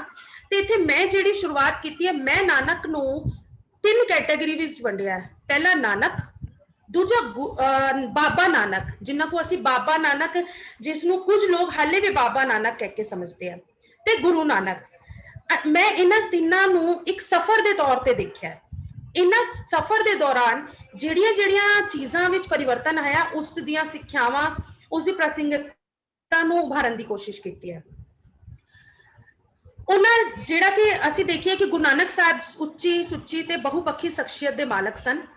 ਆਪ ਮਹਾਨ ਚਿੰਤਕ, ਸਮਾਜ ਸੁਧਾਰਕ, ਕਦਰਾਂ ਕੀਮਤਾਂ ਦੇ ਨਿਰਮਾਣ ਕਰਤਾ, ਸੁਰਤ ਉਪਦੇਸ਼ਕ, ਅਦੁੱਤੀ ਰਹੱਸਵਾਦੀ, ਅਣਥਕ ਸੈਲਾਨੀ। ਜਿਵੇਂ ਕਿ ਬੇਦੀ ਸਾਹਿਬ ਨੇ ਸਾਨੂੰ ਦੱਸਿਆ ਕਿ ਉਹਨਾਂ ਨੇ ਕਿਧਰੇ ਨਾ ਕਿਧਰੇ ਸਾਡੇ ਵਿੱਚ ਇੱਕ ਇੰਟਰਕਨੈਕਟੀਵਿਟੀ ਵੀ ਕ੍ਰੀਏਟ ਕੀਤੀ ਹੈ। ਜਿਹੜਾ ਅੰਤਰ ਸੰਵਾਦ ਦਾ ਜਿਹੜਾ ਇਹ ਚਰਚਾ ਹੈ, ਉਹ ਏਸ਼ੀਆਈ ਤੌਰ ਤੇ ਕਹੀਏ ਜਾਂ ਵਿਸ਼ਵ ਤੌਰ ਤੇ ਕਰੀਏ ਤਾਂ ਗੁਰੂ ਨਾਨਕ ਦੇਵ ਜੀ ਨੇ ਉਹਦੇ ਵਿੱਚ ਬਹੁਤ ਵੱਡਾ ਰੋਲ ਅਦਾ ਕੀਤਾ ਹੈ। ਤੇ ਸਾਹਿਤ, ਸ਼ਾਇਰ ਔਰ ਅਧਿਆਤਮ ਗੁਰੂ ਦੇ ਤੌਰ ਤੇ ਅਸੀਂ ਉਹਨਾਂ ਨੂੰ ਸਾਰੇ ਹੀ ਜਾਣਦੇ ਹਾਂ। ਗੁਰੂ ਨਾਨਕ ਦੇਵ ਜੀ ਨੇ ਜਿਹੜੀ ਵੀ ਗੱਲ ਸਾਡੇ ਸਾਹਮਣੇ ਕੀਤੀ, ਉਹ ਸਭ ਕੁਝ ਉਹਨਾਂ ਨੇ ਆਪਣੇ ਹਾਸਿਲ ਕੀਤੀ। ਕਿ ਜਿਹੜੀ ਅਸੀਂ ਦਰਸ਼ਨ ਦੀ ਗੱਲ ਕਰਨੇ ਆ, ਜਿਹੜੀ ਅਸੀਂ ਨੈਤਿਕਤਾ ਦੀ ਗੱਲ ਕਰਨੇ ਆ, ਉਹ ਨੈਤਿਕਤਾ ਸਾਡੇ ਕੋਲ ਤਰਕ ਦੇ ਆਧਾਰਿਤ ਬੇਸ ਹੁੰਦੀ ਹੈ। ਨੈਤਿਕਤਾ ਹੈ, ਦਰਸ਼ਨ ਹੈ, ਜਦ ਤੱਕ ਤਰਕ ਨਹੀਂ ਹੈ ਤਦ ਤੱਕ ਸਾਡੇ ਕੋਲ ਕੋਈ ਵੀ ਗੱਲ ਨਹੀਂ ਹੈ। ਤਾਂ ਤਰਕ ਤਾਂ ਹੀ ਸਾਡੇ ਕੋਲ ਆਏਗਾ ਜਦੋਂ ਅਸੀਂ ਉਸਨੂੰ ਅਨੁਭਵ ਕਰਾਂਗੇ, ਜਦੋਂ ਅਸੀਂ ਉਸਨੂੰ ਸਹੀ ਗਲਤ, ਪੋਜ਼ਿਟਿਵ ਨੈਗੇਟਿਵ ਐਂਗਲਸ ਤੋਂ ਦੇਖਾਂਗੇ, ਤਾਂ ਅਸੀਂ ਤਰਕ ਦੇ ਤੌਰ ਤੇ ਆਪਣੀ ਗੱਲ ਪੇਸ਼ ਕਰਾਂਗੇ, ਜੋ ਕਿ ਗੁਰੂ ਨਾਨਕ ਦੇਵ ਜੀ ਨੇ ਸਾਡੇ ਸਾਹਮਣੇ ਤਾਰਕਿਕ ਰੂਪ ਵਿੱਚ ਆਪਣੀਆਂ ਸਾਰੀਆਂ ਗੱਲਾਂ ਨੂੰ, ਸਾਰੀਆਂ ਜਿਹੜੀਆਂ ਸੰਭਾਵਨਾਵਾਂ ਸੀ, ਜਿਹੜੇ ਤਜਰਬੇ ਸੀ, ਉਹਨਾਂ ਨੂੰ ਪੇਸ਼ ਕੀਤਾ। ਗੁਰੂ ਜੀ ਨੇ ਕਦੇ ਵੀ ਨਿਜ ਨੂੰ ਸ਼੍ਰੇਸ਼ਟ ਨਹੀਂ ਸਮਝਿਆ, ਸਗੋਂ ਉਹਨਾਂ ਨੇ ਮਨੁੱਖੀ ਹਿੱਤਾਂ ਦੀ ਭਵਿੱਖਮੁਖੀ ਤਸਵੀਰ ਨੂੰ ਸਾਡੇ ਸਾਹਮਣੇ ਉਜਾਗਰ ਕੀਤਾ। ਆਉਣ ਵਾਲਾ ਵਕਤ ਸਾਡੇ ਸਾਹਮਣੇ ਕੀ ਲਿਆ ਸਕਦਾ ਹੈ, ਕਿ ਅਸੀਂ ਉੱਥੇ ਸਟੈਂਡ ਕਰ ਪਾਵਾਂਗੇ, ਕਿੱਥੇ ਖੜੇ ਹੋਵਾਂਗੇ, ਇਹ ਸਾਰੀਆਂ ਚੀਜ਼ਾਂ ਜਿਹੜੀਆਂ ਸੀ ਗੁਰੂ ਨਾਨਕ ਦੇਵ ਜੀ ਨੇ ਸਾਡੇ ਸਾਹਮਣੇ ਬਿਲਕੁਲ ਇੱਕ ਤਰਕ ਦੇ ਤੌਰ ਤੇ ਪੇਸ਼ ਕੀਤੀਆਂ। ਜਿਹੜਾ ਮੈਂ ਆਪਣੀ ਗੱਲ ਕਹੀ ਹੈ ਕਿ ਮੈਂ ਗੁਰੂ ਨਾਨਕ ਦੇਵ ਜੀ ਬਾਣੀ ਨੂੰ ਜਿਹੜਾ ਹੈ ਮਾਡਲ ਦੇ ਤੌਰ ਤੇ ਪੇਸ਼ ਕੀਤਾ, ਤਾਂ ਮੇਰਾ ਪਹਿਲਾ ਜਿਹੜਾ ਮਾਡਲ ਹੈ ਉਹ ਹੈ ਉਹਨਾਂ ਦਾ ਸਮਾਵੇਸ਼ੀ ਵਾਤਾਵਰਣ। ਜਿਵੇਂ ਕਿ ਡਾਕਟਰ ਬੇਦੀ ਜੀ ਨੇ ਹੁਣੇ ਹੀ ਗੱਲ ਕਹੀ ਸੀਗੀ ਕਿ ਉਹਨਾਂ ਨੇ ਹਮੇਸ਼ਾ ਜਾਤ ਪਾਤ ਤੋਂ ਉੱਠ ਕੇ ਗੱਲ ਕਹੀ, ਨਾ ਕੋ ਹਿੰਦੂ ਨਾ ਕੋ ਮੁਸਲਮਾਨ, ਜਿਹੜਾ ਉਹਨਾਂ ਦਾ ਕੇਂਦਰੀ ਸੰਦੇਸ਼ ਸੀ। ਉਸ ਵਿੱਚੋਂ ਜਿਹੜੇ ਸ਼ਬਦ, ਜਿਹੜਾ ਵਿਚਾਰ ਉਭਰ ਕੇ ਆਉਂਦਾ ਹੈ, ਉਹ ਹੈ ਮੈਜੋਰਿਟੀ ਔਰ ਮਾਈਨੋਰਿਟੀਜ਼ ਵਾਲਾ। ਜਿਵੇਂ ਕਿ ਅਸੀਂ ਸਾਰੇ ਜਾਣਦੇ ਹਾਂ ਕਿ ਮਾਈਨੋਰਿਟੀਜ਼ ਜਿਹੜੇ ਹੈ ਉਹ ਹਮੇਸ਼ਾ ਓਬਿਸਟ ਸਪਰੈਸਡ ਹੁੰਦੇ ਰਹੇ ਹਨ ਆਪਣੀ ਮੈਜੋਰਿਟੀ ਦੇ ਥਰੂ। ਮੈਜੋਰਿਟੀ ਹਮੇਸ਼ਾ ਓਬਿਸਟ ਰਹੀ ਹੈ। ਤੇ ਕਿਧਰੇ ਨਾ ਕਿਧਰੇ ਗੁਰੂ ਨਾਨਕ ਦੇਵ ਜੀ ਨੇ ਜਿਹੜਾ ਵਿਚਾਰ ਪੇਸ਼ ਕੀਤਾ, ਨਾ ਕੋਈ ਹਿੰਦੂ ਨਾ ਕੋਈ ਮੁਸਲਮਾਨ, ਉਸਨੇ ਇੱਕ ਸਮਾਵੇਸ਼ੀ ਵਾਤਾਵਰਣ ਦਾ ਜਿਹੜਾ ਹੈ ਉਹ ਨਿਰਮਾਣ ਕਰਤਾ ਬਣੇ। ਹੁਣ ਸਮਾਵੇਸ਼ੀ ਵਾਤਾਵਰਣ ਦੀ ਗੱਲ ਅੱਜ ਵੀ ਅਸੀਂ ਆਪਣੇ ਐਜੂਕੇਸ਼ਨ ਸਿਸਟਮ ਵਿੱਚ ਕਰ ਰਹੇ ਹਾਂ। ਸਾਡੀ ਅਗਰ ਦੇਖਿਆ ਜਾਏ ਤੇ ਜਿਹੜੀ ਨਿਊ ਐਜੂਕੇਸ਼ਨ ਪਾਲਿਸੀ ਹੈ ਉਹ ਪ੍ਰੋਪਰਲੀ ਸਮਾਵੇਸ਼ੀ ਵਾਤਾਵਰਣ ਦੀ ਗੱਲ ਕਰਦੀ ਹੈ। ਤਾਂ ਕਿਧਰੇ ਨਾ ਕਿਧਰੇ ਇਹ ਗੱਲ ਤਾਂ ਸਾਡੇ ਕੋਲ ਜਿਹੜਾ ਕਨਸੈਪਟ ਹੈ ਉਹ 550 ਸਾਲ ਪਹਿਲੇ ਆ ਚੁੱਕਿਆ ਸੀਗਾ। यानी कि ਅਸੀਂ ਅੱਜ ਵੀ ਉਸੇ ਕਨਸੈਪਟ ਸੇ ਫੋਲੋਅਰ ਹੈਗੇ ਆ। ਅਸੀਂ ਅੱਜ ਵੀ ਉਸੇ ਸਮਾਵੇਸ਼ੀ ਵਾਤਾਵਰਣ ਦੀ ਗੱਲ ਕਰ ਰਹੇ ਹਾਂ। ਅਸੀਂ ਅੱਜ ਵੀ ਉਸੇ ਜਿਹੜੀ ਸਾਰੀ ਕੇਂਦਰ ਬਿੰਦੂ ਦੇ ਤੌਰ ਤੇ ਉਸੇ ਗੱਲ ਨੂੰ ਪੇਸ਼ ਕਰਦੇ ਹਾਂ। ਤੇ ਗੁਰੂ ਨਾਨਕ ਦੇਵ ਜੀ ਦੇ ਜਿਹੜੇ ਵਿਚਾਰ ਹੈ ਉਹ ਸਾਡੇ ਕੋਲ ਇੱਕ ਮਾਡਲ ਦੇ ਰੂਪ ਵਿੱਚ ਕੰਮ ਕਰ ਰਹੇ ਆ, ਇੱਕ ਮਾਡਲ ਦੇ ਤੌਰ ਤੇ ਕੰਮ ਕਰ ਰਹੇ ਆ। ਪਿਛਲੇ ਦਿਨੀ IIT ਵਿੱਚ ਜਿਹੜੇ ਤਿੱਬਤੀਆਂ ਦੇ ਬਹੁਤ ਹੀ ਮਾਣਯੋਗ ਦਲਾਈ ਲਾਮਾ ਜੀ ਮੰਨੇ ਜਾਂਦੇ, ਉਹਨਾਂ ਦੇ ਧਾਰਮਿਕ ਗੁਰੂ ਹੈ, ਉਹਨਾਂ ਨੇ ਆਪ ਆਪਣੀ ਸਪੀਚ ਵਿੱਚ ਗੁਰੂ ਨਾਨਕ ਦੇਵ ਜੀ ਦੀ ਬਾਣੀ ਦੀ ਸਾਰਥਕਤਾ ਨੂੰ, ਉਹਨਾਂ ਦੀ ਪ੍ਰਾਸੰਗਿਕਤਾ ਨੂੰ ਸਵੀਕਾਰ ਕੀਤਾ। ਉਹਨਾਂ ਕਿਹਾ ਕਿ ਜਿੱਥੇ ਅਸੀਂ ਬੁੱਧਿਜ਼ਮ ਨੂੰ ਫੋਲੋ ਕਰਨੇ ਆ, ਉਹਦੇ ਪੈਰਲਲੀ ਬਿਲਕੁਲ ਅਸੀਂ ਗੁਰੂ ਨਾਨਕ ਬਾਣੀ ਤੋਂ ਵੀ ਬਹੁਤ ਜ਼ਿਆਦਾ ਇਨਫਲੂਐਂਸ ਲੈਂਦੇ ਆ। ਇਹ ਉਹਨਾਂ ਨੇ ਦਿੱਲੀ ਦੇ IIT ਪਲੇਟਫਾਰਮ ਤੋਂ ਆਪਣੀ ਗੱਲ ਜਦੋਂ ਕੀਤੀ ਤਾਂ ਉਹਨਾਂ ਨੇ ਬੁੱਧਿਜ਼ਮ ਦੇ ਨਾਲ ਨਾਲ ਗੁਰੂ ਨਾਨਕ ਦੇਵ ਜੀ ਦੀ ਬਾਣੀ ਨੂੰ ਮੁੱਖ ਰੱਖਦਿਆਂ ਹੋਇਆ ਆਪਣੇ ਵਿਚਾਰ ਪੇਸ਼ ਕੀਤੇ। ਤੇ ਇਸ ਦਾ ਮਤਲਬ ਸਾਡੇ ਕੋਲ ਜਿਹੜਾ ਸਮਾਵੇਸ਼ੀ ਮਾਡਲ ਹੈ ਉਸ ਦੇ ਅਧੀਨ ਅਸੀਂ ਗੁਰੂ ਨਾਨਕ ਦੇਵ ਜੀ ਦੀ ਬਾਣੀ ਦੇ ਮਾਡਲ ਨੂੰ ਹੁਣ ਤੱਕ ਨਾਲ ਲੈ ਕੇ ਚੱਲਦੇ ਹੋਏ ਆਏ ਆ। ਇਸ ਤੋਂ ਬਾਅਦ ਜਿਹੜੇ ਸਮਾਨ ਮਨੁੱਖੀ ਅਧਿਕਾਰਾਂ ਦੀ, ਹਿਊਮਨ ਰਾਈਟ ਫॉर ਆਲ ਦੀ ਅਸੀਂ ਗੱਲ ਕਰਨੇ ਆ, ਉਹ ਹਿਊਮਨ ਰਾਈਟ ਫॉर ਆਲ ਦੀ ਗੱਲ ਕਿਧਰੇ ਨਾ ਕਿਧਰੇ ਅਸੀਂ ਆਲਰੇਡੀ ਗੁਰੂ ਨਾਨਕ ਬਾਣੀ ਵਿੱਚ ਮੌਜੂਦ ਹੁੰਦੇ ਸਮਝਦੇ ਦੇਖਦੇ ਆਏ ਹਾਂ। ਜਿਵੇਂ ਕਿ ਉਹਨਾਂ ਨੇ ਮੱਕਾ ਮਦੀਨਾ ਦੀ ਉਦਾਸੀ ਦੀ ਗੱਲ ਇਸ ਸੰਕਲਪ ਨੂੰ ਹੋਰ ਜ਼ਿਆਦਾ ਉਭਾਰਦੀ ਹੈ। ਉਹਨਾਂ ਨੇ ਸਿੰਪਲ ਜਿਹਾ ਕਿਹਾ ਕਿ ਬਈ ਜਿੱਥੇ ਤੁਹਾਨੂੰ ਲੱਗਦਾ ਹੈ ਕਿ ਰੱਬ ਨਹੀਂ ਹੈ, ਮੇਰੇ ਪੈਰ ਉੱਥੇ ਹੀ ਮੋੜ ਦੋ। ਤਾਂ ਕਿਧਰੇ ਨਾ ਕਿਧਰੇ ਇਹ ਸਾਰੀਆਂ ਚੀਜ਼ਾਂ ਜਿਹੜੀਆਂ ਸਮਾਨ ਧਰਮ ਸਮਾਨ ਪਰਮਾਤਮਾ ਦੇ ਸੰਕਲਪ ਨੂੰ ਉਭਾਰਦੀਆਂ ਨੇ। ਇਸ ਦੇ ਨਾਲ ਹੀ ਉਹਨਾਂ ਨੇ ਦੋਹਾਂ ਧਰਮਾਂ, ਭਾਵੇਂ ਉਹ ਕੋਈ ਵੀ ਧਰਮ ਹੋਏ, ਹਿੰਦੂ ਹੋਏ, ਮੁਸਲਿਮ ਹੋਏ ਜਾਂ ਕੋਈ ਵੀ ਇਸ ਤੋਂ ਇਲਾਵਾ ਵੀ ਕੋਈ ਵੀ ਧਰਮ ਸੀ, ਉਸ ਨੂੰ ਜਿਹੜਾ ਹੈ ਸਮਾਨ ਅਧਿਕਾਰ ਮੁਹੱਈਆ ਕਰਾਉਣ ਵਾਸਤੇ ਗੱਲ ਕਹੀ। ਉਹਨਾਂ ਨੇ ਇੱਕੋ ਸਮੇਂ ਦੋਹਾਂ ਧਰਮਾਂ ਜਾਂ ਉਸ ਤੋਂ ਜ਼ਿਆਦਾ ਧਰਮਾਂ, ਜਿਹਨੂੰ ਅਸੀਂ ਰਿਲੀਜੀਅਸ ਪਲੂਰਿਜ਼ਮ ਕਹਿੰਦੇ ਆ, ਜਿਸਨੂੰ ਅਸੀਂ ਰਿਲੀਜੀਅਸ ਪਲੂਰਿਜ਼ਮ ਦੀ ਵਿਆਖਿਆ ਦੇਨੇ ਆ, ਉਹ ਮਾਡਲ ਸਾਡੇ ਸਾਹਮਣੇ ਪੇਸ਼ ਕੀਤਾ। ਗੁਰੂ ਸਾਹਿਬਾਂ ਦੇ ਅਨੁਸਾਰ ਧਰਮ ਵਿਚਲੀ ਵਿਚਾਰਧਾਰਾ ਮਨੁੱਖ ਨੂੰ ਮਨੁੱਖਤਾ ਦਾ ਸਿਧਾਂਤ ਸਿਖਾਉਂਦੀ ਹੈ। ਧਰਮ ਕਦੇ ਵੀ ਨਹੀਂ ਕਹਿੰਦਾ ਕਿ ਮੈਂ ਸੁਪੀਰੀਅਰ ਔਰ ਇਨਫੀਰੀਅਰ, ਮੈਂ ਜਿਹੜਾ ਉੱਤਮਤਾ ਦਾ ਸੰਕਲਪ ਰੱਖਣਾ ਹਾਂ ਉਹ ਆਤਮਹੀਨਤਾ ਦਾ ਸੰਕਲਪ ਰੱਖਦਾ। ਕਿਧਰੇ ਵੀ ਗੁਰੂ ਨਾਨਕ ਦੇਵ ਦੀ ਬਾਣੀ ਇਸ ਸੰਕਲਪ ਨੂੰ ਨਹੀਂ ਉਭਾਰਦੀ, ਬਲਕਿ ਉਹ ਤਾਂ ਇਹ ਗੱਲ ਕਹਿੰਦੀ ਹੈ ਕਿ ਮਨੁੱਖ ਨੂੰ ਮਨੁੱਖਤਾ ਦਾ ਸਿਧਾਂਤ ਸਿਖਾਉਂਦਾ ਹੈ ਧਰਮ, ਮਨੁੱਖ ਨੂੰ ਮਨੁੱਖੀ ਕਰਮ ਕਰਨ ਦਾ ਸਿਧਾਂਤ ਸਿਖਾਉਂਦਾ ਹੈ ਧਰਮ। ਕਰਮ ਕਿਹੜੇ, ਜਿਹੜੇ ਤੁਹਾਡੇ ਕਰਮ ਹੁੰਦੇ ਆ ਉਹ ਕਿਧਰੇ ਨਾ ਕਿਧਰੇ ਸਾਡੇ ਜਿਹੜਾ ਹੈ ਧਰਮ ਨੂੰ ਸਟੈਬਲਿਸ਼ ਕਰਦੇ ਆ। ਗੁਰੂ ਨਾਨਕ ਦੇਵ ਜੀ ਦੀ ਬਾਣੀ ਨੂੰ ਜਿਹੜਾ ਮੈਂ ਸੈਕਿੰਡ ਮਾਡਲ ਦੇ ਅਧੀਨ ਰੱਖਿਆ ਹੈ ਉਹ ਹੈ ਨੈਤਿਕ ਕਰਮਾਂ ਦਾ ਮਾਡਲ। ਨੈਤਿਕ ਕਰਮ ਕੀ ਹੁੰਦੇ ਆ? ਗੁਰੂ ਨਾਨਕ ਦੇਵ ਜੀ ਕਹਿੰਦੇ ਹੈ ਕਿਰਤ ਕਰਨਾ, ਵੰਡ ਛਕਣਾ ਤੇ ਨਾਮ ਜਪਣਾ। ਇਹ ਜਿਹੜਾ ਕਨਸੈਪਟ ਹੈ ਇਹ ਕਿਧਰੇ ਨਾ ਕਿਧਰੇ ਉਹਨਾਂ ਦੇ ਦੁਆਰਾ ਪੇਸ਼ ਨੈਤਿਕ ਮਾਡਲ ਨੂੰ ਸਾਡੇ ਸਾਹਮਣੇ ਰੱਖਦਾ ਹੈ। ਕਿਵੇਂ ਰੱਖਦਾ ਹੈ? ਉਹ ਕਹਿੰਦੇ ਕਿ ਹਮੇਸ਼ਾ ਜਿਹੜਾ ਹੈ ਸੱਚਾ ਵਣਜ, ਯਾਨੀ ਕਿ ਜਿਹੜਾ ਸੱਚ ਵਣਜ ਹੈ, ਜਿਹੜਾ ਸੱਚਾ ਵਪਾਰ ਹੈ, ਉਹ ਨੈਤਿਕਤਾ ਤੇ ਜਿਹੜਾ ਹੈ ਆਧਾਰ ਹੋਣਾ ਚਾਹੀਦਾ ਹੈ। ਉਹਨਾਂ ਦੇ ਅਨੁਸਾਰ ਸੱਚ ਵਣਜ ਦੇ ਹਾਮੀ ਜਿਹੜੇ ਹੈ ਉਹਨਾਂ ਦੀਆਂ ਨਜ਼ਰਾਂ ਵਿੱਚ ਕੋਈ ਕਿਰਤ ਮਾੜੀ ਨਹੀਂ ਹੁੰਦੀ। ਉਹਨਾਂ ਅਨੁਸਾਰ ਮਨੁੱਖੀ ਕਿਰਤ ਭਾਵੇਂ ਕੁਝ ਵੀ ਹੋਵੇ ਉਹ ਸੱਚ ਤੇ ਆਧਾਰਿਤ ਹੋਣੀ ਚਾਹੀਦੀ ਹੈ। ਕਿਰਤ ਦਾ ਸੰਕਲਪ ਜਿਹੜਾ ਹੈ ਉਹ ਵਿਕਾਸ ਨਾਲ ਸੰਬੰਧਿਤ ਹੈ। ਵਿਕਾਸ ਹਮੇਸ਼ਾ ਵਿਕਾਸ ਨਾਲ ਸੰਬੰਧਿਤ ਹੈ। ਕਦੇ ਵੀ ਕਿਸੇ ਵੀ ਕੰਮ ਨੂੰ ਜਿਹੜਾ ਹੈ ਉਹ ਵਿਕਾਸ ਦੇ ਮਾਡਲ ਤੇ ਰੱਖ ਕੇ ਪੇਸ਼ ਕਰਨਾ ਚਾਹੀਦਾ ਹੈ, ਨਾ ਕਿ ਉਸਨੂੰ ਉਸਦੇ ਧਰਮ ਦੇ ਆਧਾਰ ਤੇ ਰੱਖ ਕੇ ਪੇਸ਼ ਕਰਨਾ ਚਾਹੀਦਾ ਹੈ। ਇੱਥੇ ਉਹਨਾਂ ਨੇ ਜਿਹੜੀ ਗੱਲ ਧਿਆਨ ਦੀ ਮੰਗ ਕਰਦੀ ਹੈ, ਗੁਰੂ ਸਾਹਿਬ ਨੇ ਕਰਮ ਨੂੰ ਨੈਤਿਕਤਾ ਨਾਲ ਜੋੜ ਕੇ ਦੇਖਿਆ ਹੈ। ਉਹਨਾਂ ਅਨੁਸਾਰ ਨੈਤਿਕਤਾ ਅਧਿਆਤਮਕ ਜੀਵਨ ਦੇ ਨਿਰਮਾਣਕਾਰੀ ਤੱਤਾਂ ਦਾ ਆਧਾਰ ਹੁੰਦੀ ਹੈ। ਉਹ ਕਹਿੰਦੇ ਅਸੀਂ ਨੈਤਿਕ ਕਾਰਜ ਕਰਾਂਗੇ ਤਾਂ ਹੀ ਤਾਂ ਸਾਡਾ ਅਧਿਆਤਮਕ ਜੀਵਨ ਬਣੇਗਾ, ਸਾਡੀ ਸੋਚ ਅੱਛੀ ਹੋਏਗੀ, ਸਾਡੇ ਵਿਚਾਰ ਅੱਛੇ ਹੋਣਗੇ, ਤਾਂ ਹੀ ਤਾਂ ਅਸੀਂ ਅਧਿਆਤਮ ਦੇ ਔਰ ਆਪਣੇ ਧਰਮ ਦੇ ਨੇੜੇ ਜਾਵਾਂਗੇ। ਜੇਕਰ ਅਸੀਂ ਸੋਚੀਏ ਕਿ ਉਹ ਬੰਦਾ ਆਪਣੇ ਧਰਮ ਦੇ ਅਨੁਕੂਲ ਜਿਹੜਾ ਹੈ ਬਹੁਤ ਉੱਚਾ ਹੈ ਔਰ ਉਹ ਬੰਦਾ ਆਪਣੇ ਧਰਮ ਦੇ ਅਨੁਕੂਲ ਨੀਵਾਂ ਕੰਮ ਕਰਦਾ ਹੈ, ਤਾਂ ਉਹ ਚੀਜ਼ ਦਾ ਮਾਡਲ ਨਹੀਂ ਬਣਦਾ। ਇਹ ਨੈਤਿਕਤਾ ਹੀ ਤਾਂ ਹੁੰਦੀ ਹੈ ਜਿਹੜੀ ਮਨੁੱਖ ਵਿੱਚ ਚੰਗੇ ਵਿਚਾਰਾਂ ਦਾ, ਵਿਹਾਰਾਂ ਦਾ ਨਿਰਮਾਣ ਕਰਦੀ ਹੈ, ਜਿਨ੍ਹਾਂ ਦੇ ਆਧਾਰ ਤੇ ਮਨੁੱਖੀ ਸ਼ਖਸੀਅਤ ਦਾ ਵਿਕਾਸ ਹੁੰਦਾ ਹੈ।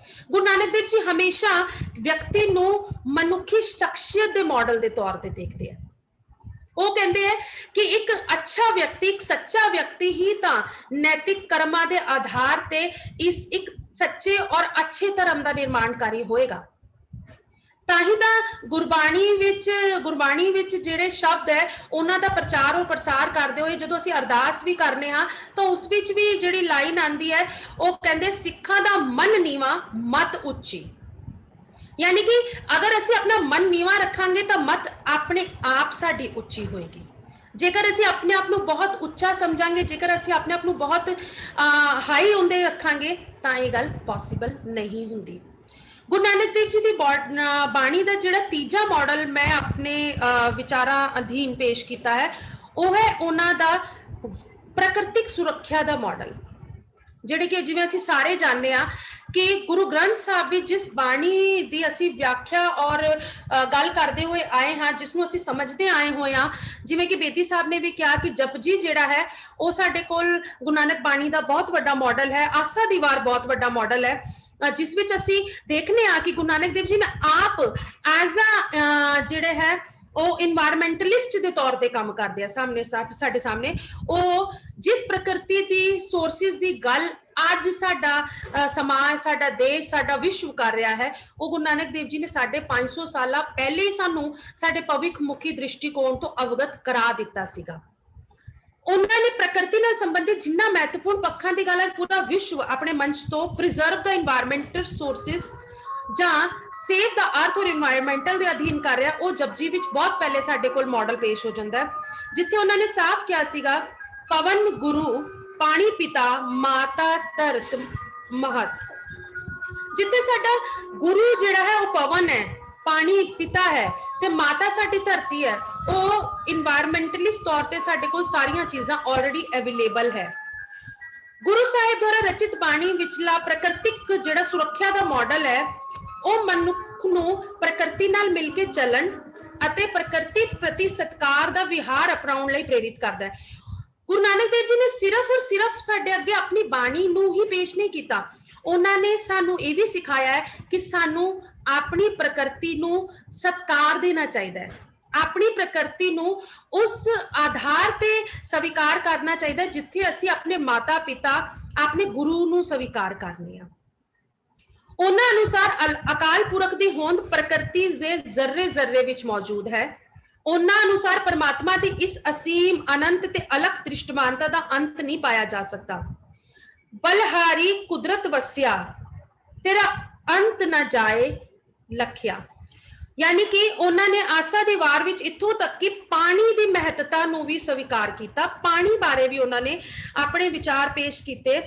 ਤਾਂ ਅਗਰ ਪਾਣੀ ਜਿਹੜਾ ਕਿ ਜੀਵਨ ਦਾ ਮੌਲਿਕ ਆਧਾਰ ਦੱਸਿਆ ਜਾਂਦਾ ਹੈ, ਉਸ ਨੂੰ ਗੱਲ ਕਰਦੇ ਹੋਏ ਗੁਰੂ ਨਾਨਕ ਦੇਵ ਜੀ ਕਹਿੰਦੇ ਕਿ ਜੀਵ ਵਿਅਕਤੀ ਦਾ ਆਪਣਾ ਅਸਤਿਤਵ, ਹਰ ਕਿਸੇ ਦਾ ਆਪਣਾ ਅਸਤਿਤਵ, ਹਰ ਜੀਵ ਦਾ, ਹਰ ਵਿਅਕਤੀ ਦਾ ਆਪਣਾ ਅਸਤਿਤਵ ਹੁੰਦਾ ਹੈ, ਜੋ ਕਿ ਸੰਸਾਰਕ ਸੰਰਚਨਾ ਵਿੱਚ ਮਹੱਤਵਪੂਰਨ ਭੂਮਿਕਾ ਅਦਾ ਕਰਦਾ ਹੈ। ਇਸ ਲਈ ਉਹਨਾਂ ਅਨੁਸਾਰ ਪ੍ਰਕਿਰਤੀ ਦੇ ਛੋਟੇ ਛੋਟੇ ਕਣਾਂ ਤੋਂ ਲੈ ਕੇ ਜੀਵਨ ਵਿਚਲੇ ਹਰ ਪੱਖ ਵਿੱਚ ਕਿਸੇ ਨੂੰ ਉੱਚਾ ਨੀਵਾਂ ਨਹੀਂ ਸਮਝਣਾ ਚਾਹੀਦਾ। ਜਿਸ ਸਮਾਵੇਸ਼ੀ ਮਾਡਲ ਦੀ ਗੱਲ ਮੈਂ ਕੀਤੀ, ਉਹ ਕਿਧਰੇ ਨਾ ਕਿਧਰੇ ਗੁਰੂ ਨਾਨਕ ਦੇਵ ਜੀ ਦੇ ਜਿਹੜੇ ਪ੍ਰਕਿਰਤਿਕ ਸੁਰੱਖਿਆ ਦਾ ਮਾਡਲ ਹੈ ਸਾਡੇ ਸਾਹਮਣੇ ਪੇਸ਼ ਹੈ, ਉਹਦੇ ਵਿੱਚ ਵੀ ਬਿਲਕੁਲ ਪੈਰਲਲੀ ਕੰਮ ਕਰ ਰਹੀ ਹੈ।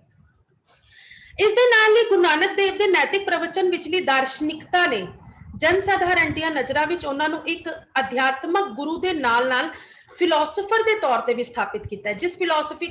ਜਿਸ ਦਰਸ਼ਨ ਦੀ ਗੱਲ ਅਸੀਂ ਕਰ ਰਹੇ ਹਾਂ, ਕਿਧਰੇ ਨਾ ਕਿਧਰੇ ਉਹ ਫਿਲਾਸਫੀ ਗੁਰੂ ਨਾਨਕ ਦੇਵ ਜੀ ਦੇ ਵਿਚਾਰਾਂ ਤੋਂ ਸਾਨੂੰ ਮਿਲਦੀ ਹੈ। ਉਹਨਾਂ ਨੂੰ ਉੱਤਰ ਆਧੁਨਿਕ ਦੌਰ ਦਾ ਵਿਚਾਰਕ ਕਹਿਣਾ ਕਿਸੇ ਵੀ ਪ੍ਰਕਾਰ ਦੀ ਅਤਕਥਨੀ ਨਹੀਂ ਹੋਵੇਗੀ। ਜਿਵੇਂ ਕਿ ਬੇਦੀ ਸਾਹਿਬ ਨੇ ਸਾਡੇ ਸਾਹਮਣੇ ਇਹ ਗੱਲ ਕਹੀ ਵੀ ਹੈ ਕਿ ਕਿਧਰੇ ਨਾ ਕਿਧਰੇ ਅਸੀਂ ਅਗਰ ਦੇਖਿਆ ਜਾਏ ਤਾਂ ਉਹ ਇੱਕ ਜਿਹੜੇ ਹੈ ਵਰਲਡ ਵਾਈਡ ਸਾਡੇ ਸਾਹਮਣੇ ਇੱਕ ਫਿਲਾਸਫਰ ਦੇ ਤੌਰ ਤੇ ਪੇਸ਼ ਕਰਦੇ ਆ। ਉਹਨਾਂ ਦੀ ਫਿਲਾਸਫੀ ਨੂੰ, ਉਹਨਾਂ ਦੇ ਵਿਚਾਰਾਂ ਨੂੰ ਵਿਭਿੰਨ ਮਾਧਿਅਮਾਂ ਰਾਹੀਂ, ਵਿਭਿੰਨ ਪੁਸਤਕਾਂ ਰਾਹੀਂ, ਵਿਭਿੰਨ ਪਲੇਟਫਾਰਮਸ ਰਾਹੀਂ ਜਿਹੜੀ ਹੈ ਉਹ ਸਾਡੇ ਸਾਹਮਣੇ ਪੇਸ਼ ਕੀਤਾ ਜਾਂਦਾ ਹੈ। ਗੁਰੂ ਨਾਨਕ ਦੇਵ ਜੀ ਬਾਣੀ ਦਾ ਜਿਹੜਾ ਚੌਥਾ ਮਾਡਲ ਮੈਂ ਪੇਸ਼ ਕੀਤਾ ਹੈ, ਉਹ ਹੈ ਉਹਨਾਂ ਦਾ ਸਮਾਜਕ ਔਰ ਧਾਰਮਿਕ ਮਾਡਲ। ਜੇਕਰ ਧਿਆਨ ਨਾਲ ਦੇਖਿਆ ਜਾਵੇ ਤੇ ਜਿਵੇਂ ਕਿ ਮੈਂ ਸਮਾਵੇਸ਼ੀ ਵਾਤਾਵਰਣ ਦੀ, ਸਮਾਵੇਸ਼ੀ ਮਾਹੌਲ ਦੀ ਗੱਲ ਕੀਤੀ ਹੈ, ਤਾਂ ਅਸੀਂ ਜਿਹੜਾ ਕਿ ਰਾਸ਼ਟਰਪਤੀ ਇਬਰਾਹਿਮ ਲਿੰਕਨ ਨੇ 1809 ਤੋਂ ਲੈ ਕੇ 1865 ਵਿੱਚ ਜਿਨ੍ਹਾਂ ਦਾ ਸਮਾਂ ਸੀਗਾ, ਉਹਨਾਂ ਨੇ ਜਿਸ ਲੋਕਤਾਂਤਰਿਕ ਪਰਿਭਾਸ਼ਾ ਦੀ of the people, ਬਾय the people, for the people ਨੂੰ ਸਾਡੇ ਸਾਹਮਣੇ 550 ਸਾਲ ਜਿਹੜੇ ਸਾਡੇ ਸਾਹਮਣੇ ਰੱਖਿਆ ਸੀ, ਉਹ ਗੁਰੂ ਨਾਨਕ ਦੇਵ ਜੀ ਨੇ ਬਹੁਤ ਪਹਿਲੇ ਸਾਡੇ ਸਾਹਮਣੇ ਰੱਖ ਦਿੱਤਾ ਸੀ। 550 ਸਾਲ ਪਹਿਲੇ ਗੁਰੂ ਨਾਨਕ ਦੇਵ ਜੀ ਨੇ ਇਸ ਲੋਕਤਾਂਤਰਿਕ ਮਾਡਲ ਨੂੰ ਕਿਵੇਂ ਪੇਸ਼ ਕੀਤਾ ਸੀ, ਉਸ ਨੂੰ ਹੁਣ ਸਮਝਣ ਦੀ ਲੋੜ ਹੈ। ਜਦੋਂ ਗੁਰੂ ਨਾਨਕ ਦੇਵ ਜੀ ਨੇ ਉਹਨਾਂ ਸਮਿਆਂ ਵਿੱਚ ਜਨ ਸਾਧਾਰਨ ਦੇ ਮੌਲਿਕ ਅਧਿਕਾਰਾਂ ਨੂੰ, ਜਿਵੇਂ ਕਿ ਅਸੀਂ ਬਾਰ-ਬਾਰ ਇਸ ਗੱਲ ਨੂੰ ਦੁਹਰਾ ਰਹੇ ਹਾਂ ਕਿ ਉਹਨਾਂ ਨੇ ਜਨ ਸਾਧਾਰਨ ਦੇ ਮੌਲਿਕ ਅਧਿਕਾਰਾਂ ਦੀ ਗੱਲ ਕੀਤੀ ਸੀ, ਰੱਖਦਿਆਂ ਇੱਕ ਨਵੀਨ ਧਰਮ ਦੀ ਸਿਰਜਣਾ ਕੀਤੀ, ਜਿਸ ਧਰਮ ਦਾ ਆਧਾਰ ਲੋਕਾਂ ਦੀ ਆਪਣੀ ਵਿਚਾਰਧਾਰਕ ਪਰੰਪਰਾ ਅਨੁਸਾਰ ਉਹਨਾਂ ਹੀ ਦੁਆਰਾ ਲੋਕ ਰਚਿਤ ਸਾਹਿਤ, ਲੋਕ ਸੰਗੀਤ ਦੀ ਤਰਸ ਤੇ ਲੋਕ ਧਰਮ ਦੇ ਰੂਪ ਵਿੱਚ ਪੇਸ਼ ਕੀਤਾ। ਗੁਰੂ ਨਾਨਕ ਦੇਵ ਜੀ ਅਗਰ ਲੋਕਤਾਂਤਰਿਕ ਮਾਡਲ ਨੂੰ ਪੇਸ਼ ਕਰਦੇ ਆ ਤਾਂ ਉਹਦਾ ਆਧਾਰ ਉਹਨਾਂ ਦੀ ਬਾਣੀ ਵਿੱਚ ਬਹੁਤ ਆਸਾਨੀ ਨਾਲ ਮਿਲ ਜਾਂਦਾ ਹੈ ਕਿ ਉਹਨਾਂ ਨੇ ਜਿੰਨੀ ਵੀ ਬਾਣੀ ਰਚੀ ਉਹ ਲੋਕ ਸਾਹਿਤ ਦੇ ਤੌਰ ਤੇ ਜਾਣੀ ਜਾਂਦੀ ਹੈ। ਅੱਜ ਉਹਨਾਂ ਦੀ ਬਾਣੀ ਨੂੰ ਜਿਹੜਾ ਹੈ ਉਸ ਮਾਡਲ ਵਿੱਚ ਪੇਸ਼ ਕੀਤਾ ਜਾ ਸਕਦਾ ਹੈ। ਉਹਨਾਂ ਦੇ ਜਿਹੜੀ ਵੀ ਬਾਣੀ ਨੂੰ ਅਸੀਂ ਗਾਣੇ ਆ ਜਾਂ ਜਿਹੜੀ ਗੁਰੂ ਗ੍ਰੰਥ ਸਾਹਿਬ ਵਿੱਚ ਬਾਣੀ ਦਰਜ ਹੈ, ਜਿਹੜਾ ਅਸੀਂ ਬਾਣੀ ਦਾ ਉੱਪਰ ਸਮਝ ਪੈਦਾ ਸਾਡੇ ਅੰਦਰ ਹੋਈ ਹੈ, ਉਹ ਇੱਕ ਲੋਕ ਤਰਸ ਤੇ ਪੈਦਾ ਹੋਈ ਹੈ ਤੇ ਨਾਲ ਹੀ ਉਹਨਾਂ ਨੇ ਲੋਕਾਂ ਨੂੰ ਇੱਕੋ ਹੀ ਪਲੇਟਫਾਰਮ ਤੇ ਖੜਾ ਕਰਕੇ ਲੋਕ ਧਰਮ ਦਾ ਜਿਹੜਾ ਹੈ ਉਹ ਨਿਰਮਾਣ ਕੀਤਾ।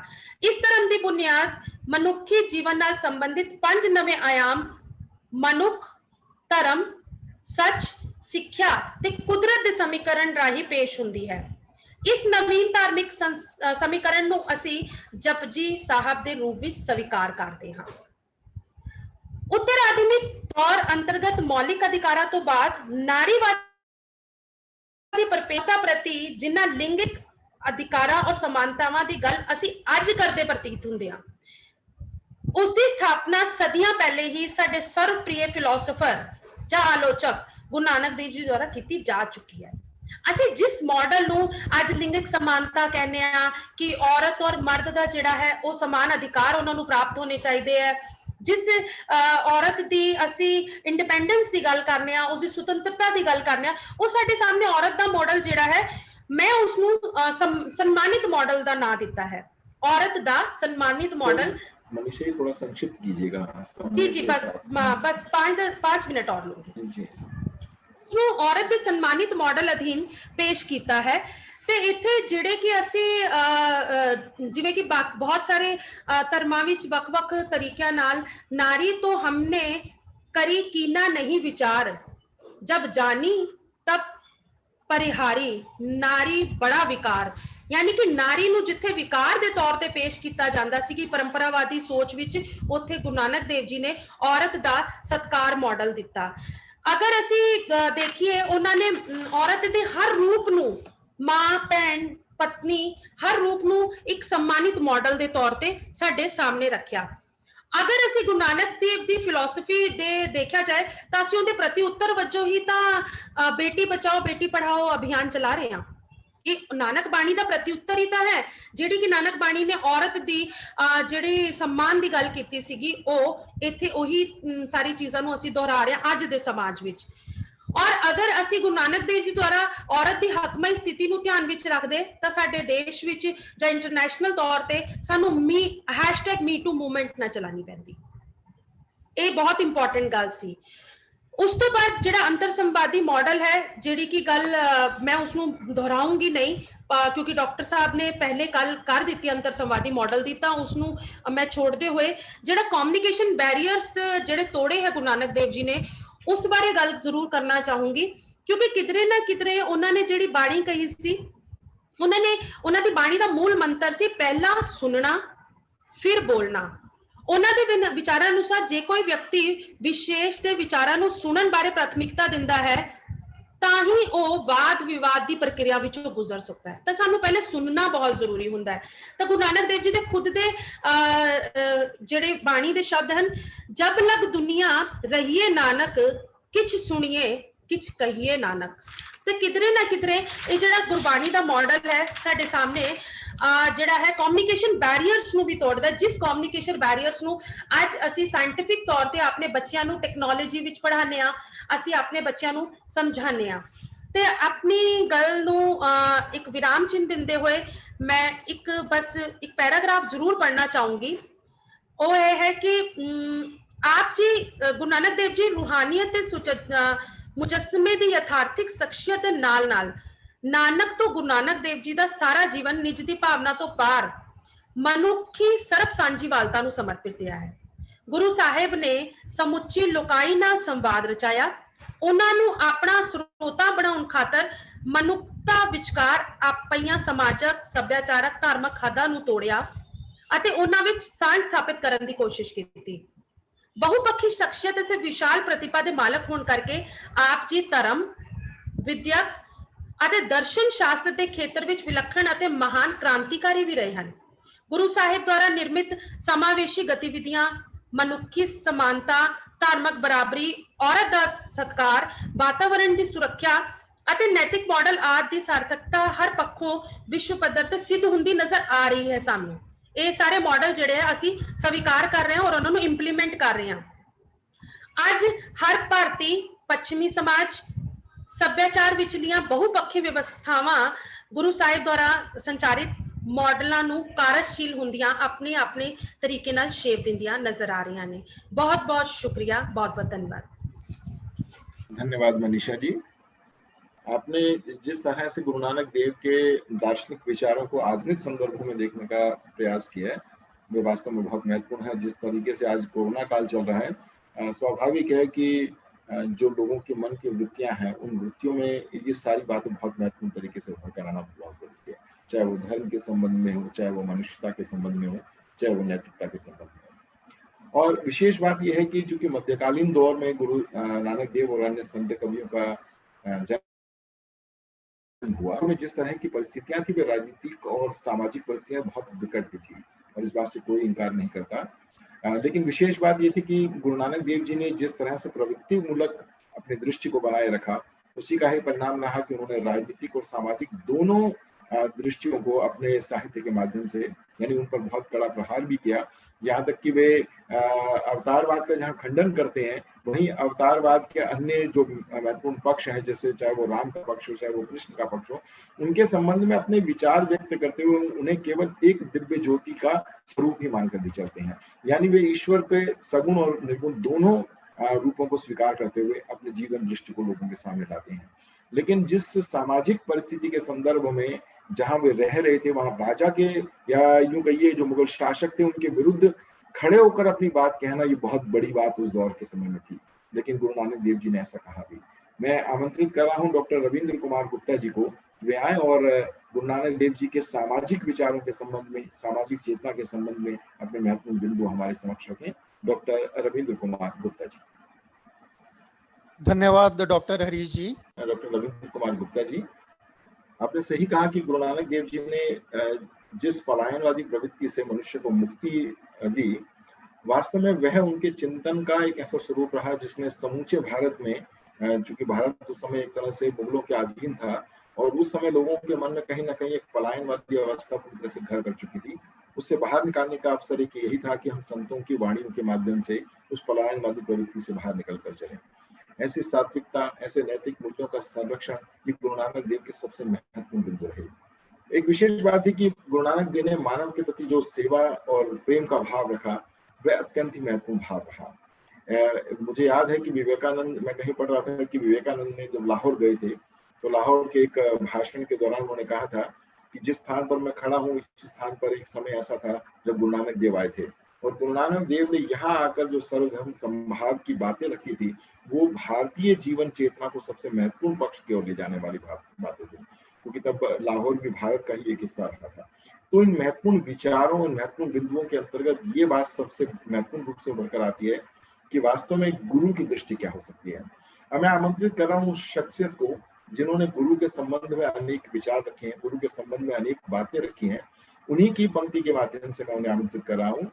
और गुरु के संदर्भ में उन्होंने कहा है कि जो सभी शास्त्रों में दक्ष तथा सर्वशास्त्रविद, जितेंद्रिय, सत्यवादी, शांत मानस, सर्व कर्म परायण, गृहस्थ, निरोगी, निरहंकार तथा विकार रहित हो, वही गुरु होने की योग्य है।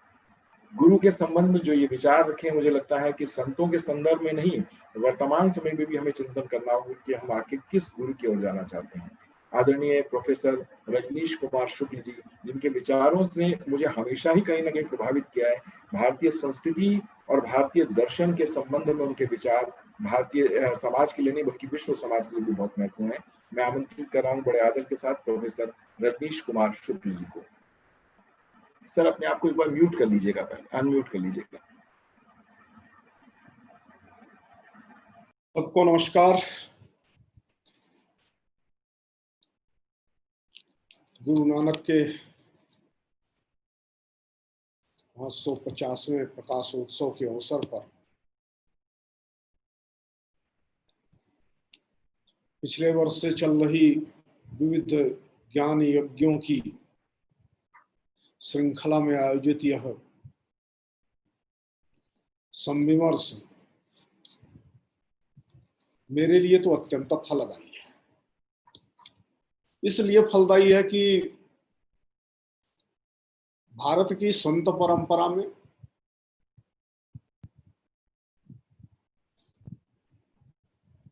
जो कुछ भी महत्वपूर्ण है, वो जिस एक व्यक्ति को मैं सर्वाधिक श्रेय देता हूं अपने ज्ञान की दृष्टि से, वह श्रीमान हरमोहिंदर सिंह बेदी जी है।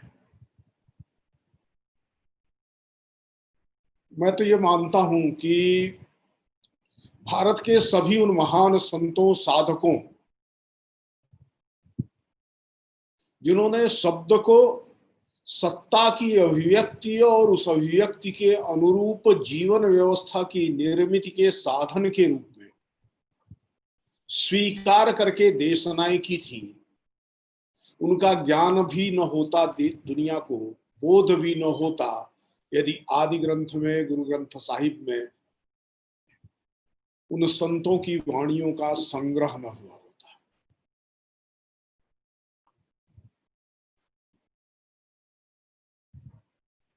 रविदास को शुद्ध रूप में जानना हो, कबीर को शुद्ध रूप में जानना हो,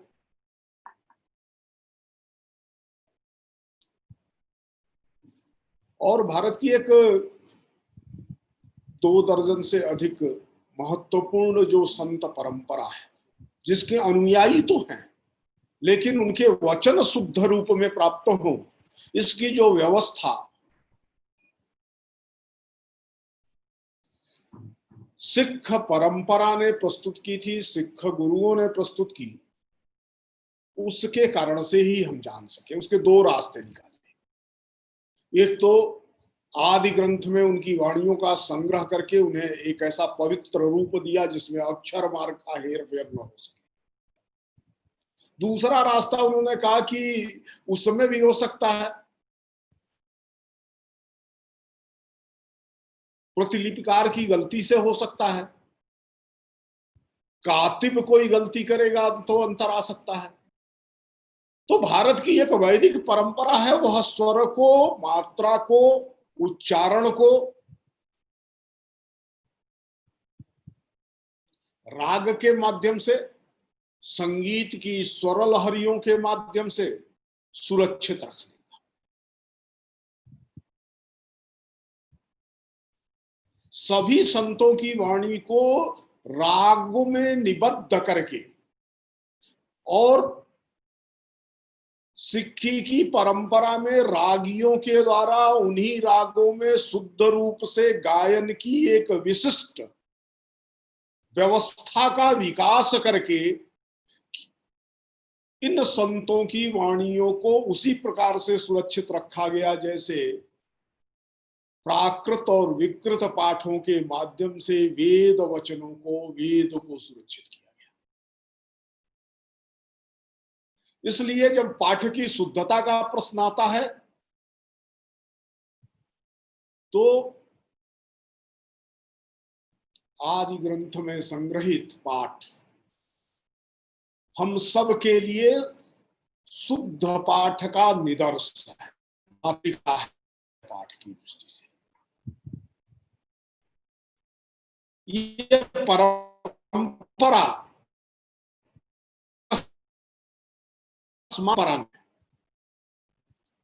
यह सोच करके नहीं विकसित हुआ था कि आने वाले दिनों में कुछ लोग हेर फेर करने वाले पैदा हो जाएंगे, वो हेर फेर करेंगे तो उनके हेर फेर को से बचाने के लिए इनको संग्रहित कर, बल्कि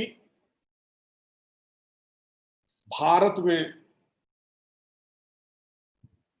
गुलामी का, सांस्कृतिक गुलामी का,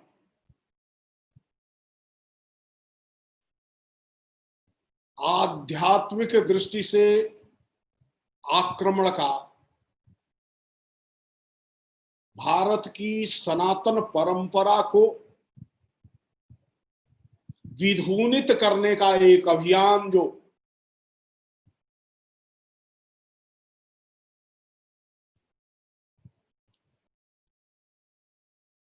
तुर्कों के द्वारा अरब, अदन, सिराज, शेरवा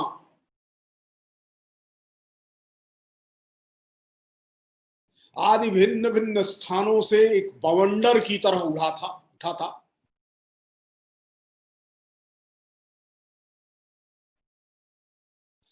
उनसे भारत की शुद्ध आध्यात्मिक परंपरा को जीवित रखने, उसको प्रसारित करने, उसको जीवन व्यवहार का हिस्सा बनाए रखने के लिए निरंतर यत्न करने वाले महामानव, भारत की अनादि गुरु परंपरा के चैतसिक प्रकाश भास्वर स्वरूप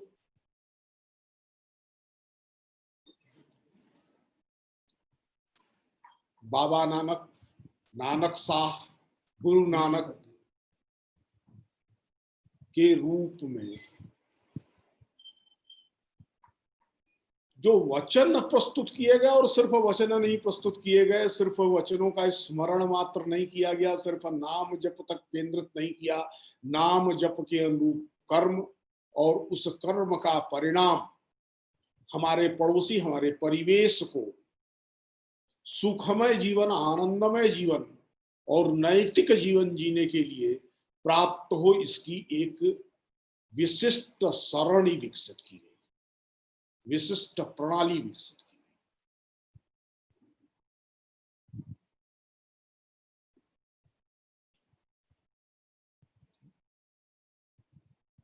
बाबा नानक का प्रकाश, अच्छा कहा मनीषा जी ने कि नानक के रूप में जानेंगे उनको बाबा नानक, बाबे नानक के रूप में जानेंगे, और उनको गुरु नानक के रूप में। ये एक क्रम है, इस क्रम के रूप में देखना पड़ेगा। नानक को व्यक्ति के रूप में देखना पड़ेगा, नानक को एक श्रेष्ठ पुरुष के रूप में देखना पड़ेगा, साधक के रूप में देखना पड़ेगा, और नानक को एक सिद्ध और शास्ता के रूप में देखना पड़ेगा। व्यक्ति के रूप में नानक एक विलक्षण व्यक्तित्व है। बचपन से ही लोकोत्तर जीवन में जीने वाला बालक इस भौतिक संसार में सत्य की तलाश में, भौतिक जीवन के शिक्षण और प्रशिक्षण से दूर, हर क्षण सच्चा सौदा तलाशने वाला बालक है। इसलिए अपनी पाठशाला से भाग जाता है जंगल की ओर। प्रतिभा तो है इस नाते, 8 वर्ष की उम्र तक ही संस्कृत सीखी, फारसी सीखी, पंजाबी सीखी, यानी भाषा।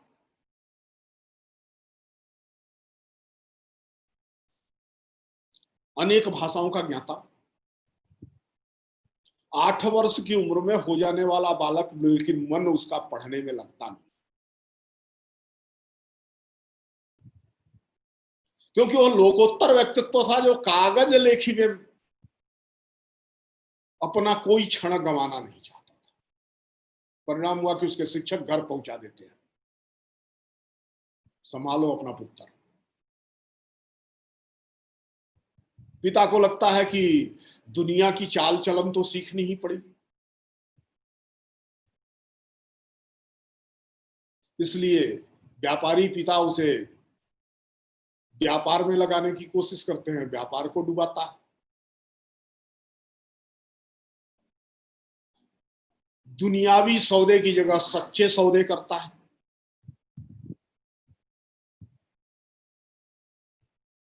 खुद तो कर्म मार्ग पर अपनी बिना पर चलता है, लेकिन घर छोड़ करके वैरागी हो गए लोगों को कर्म मार्ग का उपदेश देता है। अपनी पूंजी लुटा करके भोजन कराता है, लेकिन उनको जाकर के उत्पादन करो, घर पर कर्मयोग करते हुए, नाम जपते हुए, कीरत करते हुए बांट करके भोजन करने का यत्न करो, तो यह वास्तविक साधना, इसका उपदेश करता है।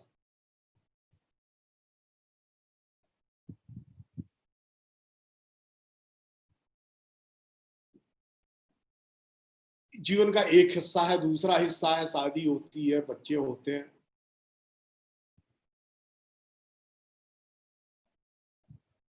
और उसके बाद से निकल पड़ता है वो दुनिया को, जो अनुभूत तथ्य है, जो प्रकाशित तथ्य है उसके अंदर, उसकी चेतना में,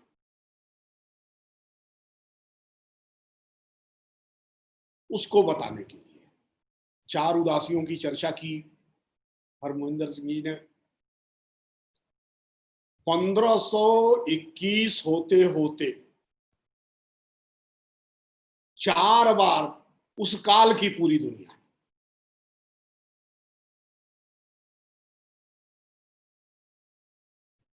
जिसको हम एशिया महाद्वीप तो पूरा पूरा कहेंगे,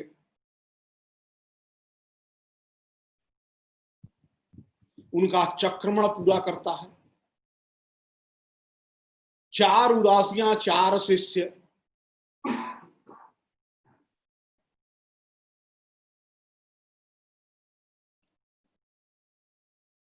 और उनके माध्यम से विविध स्थानों पर जो पूजा की परंपरा है, साधना की परंपरा है, आध्यात्मिकता की परंपरा है, मनुष्य के सांस्कृतिकीकरण की परंपरा है, उसमें बिना कोई तात्विक फेर बदल किए हुए वहां के लोग उन परंपराओं के आधार पर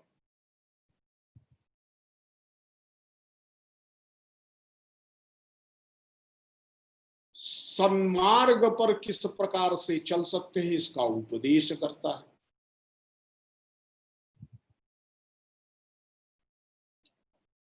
और बुद्ध उजाड़ता उनको है जो सच्चरित्र है,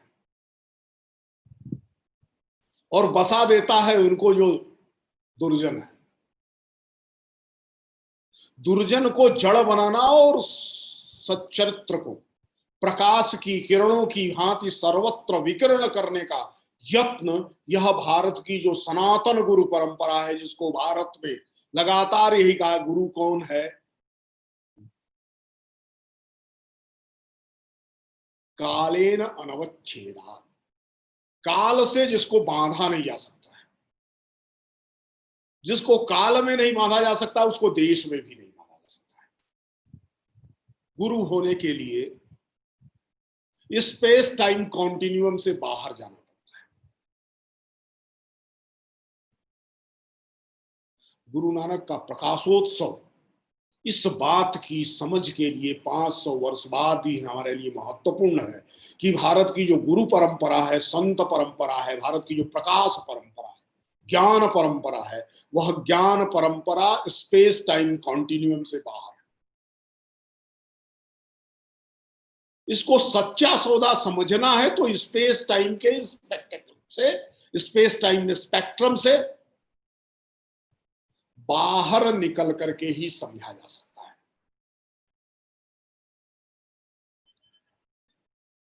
सभी प्रकार के नाम, सभी प्रकार के रूप, सभी प्रकार का विस्तार, ये एक ऐसी सत्ता की अभिव्यक्ति है जो अकाल है, करता है,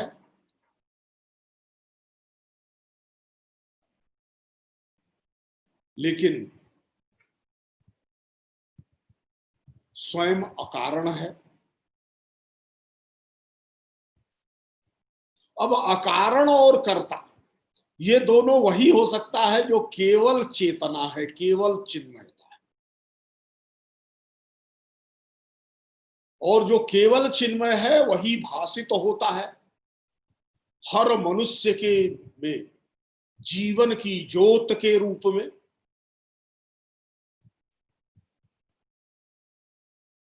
आत्म तत्व के रूप में, जो भासित हो रहा है, प्रकाशित हो रहा है।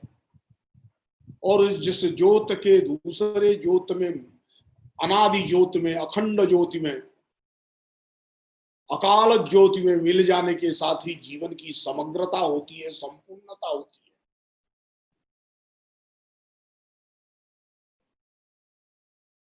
इस प्रकार की जो अद्वैती दृष्टि है,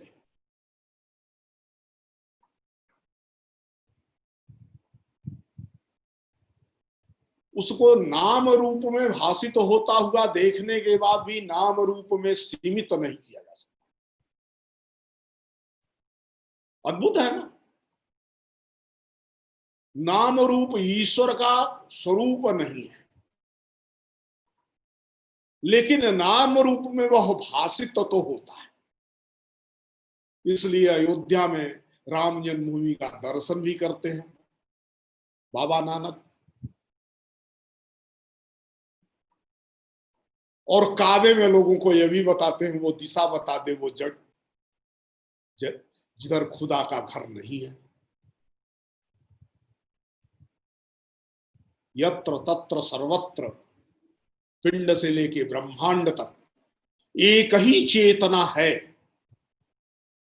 लेकिन वह चेतना एक साथ इमर्सेंस भी है, ट्रांसेंडेंट भी है, सब में भी है और सबसे परे भी है। और जो सब में है, सबसे परे है, वो सब में होने के कारण निश्चित नाम रूपात्मक नहीं है, और परे होने के कारण भी हमारे अनुभवजन्य संसार के नाम रूप से बाहर है। यही वह दृष्टि है मूलतः जो भारत की योग परंपरा प्रस्तुत करती है।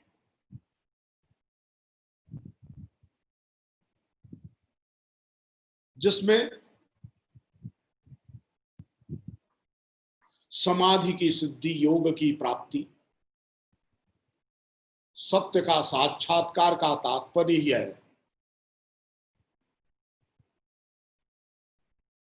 कि जुड़े जाना।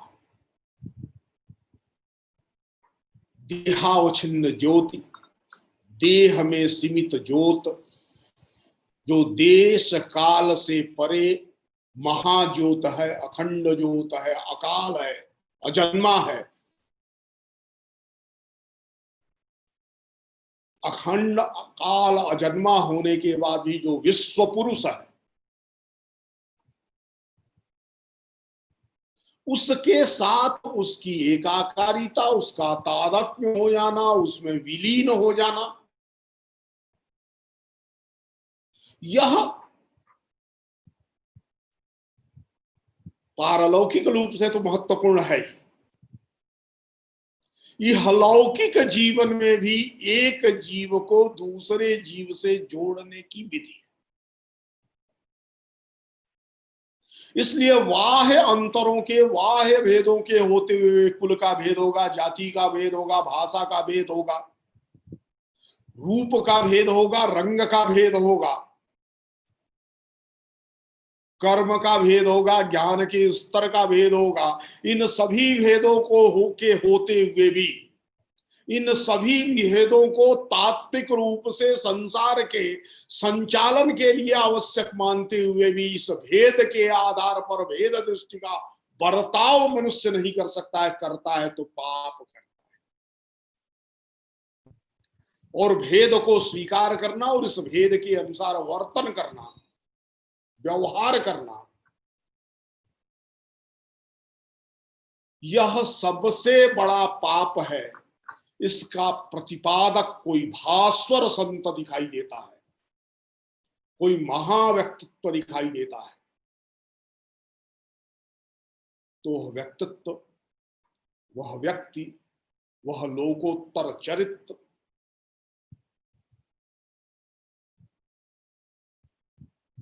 गुरु नानक के रूप में दिखाई देता है।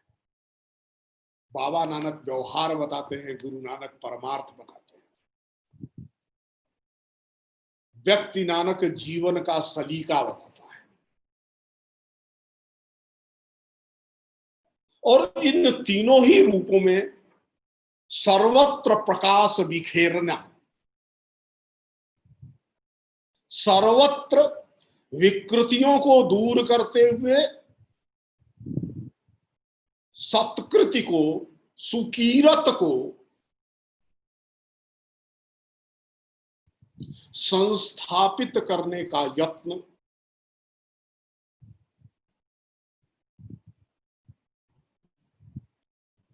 यह जो 500 वर्षों से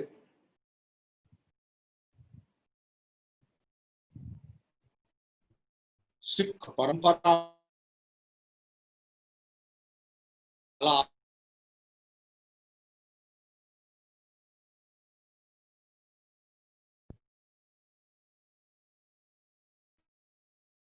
विस्तार प्राप्त करता है। तलवंडी के लोगों को सच्चा सौदा का पाठ पढ़ाते हुए हिंदुस्तान को भयमुक्त कराने के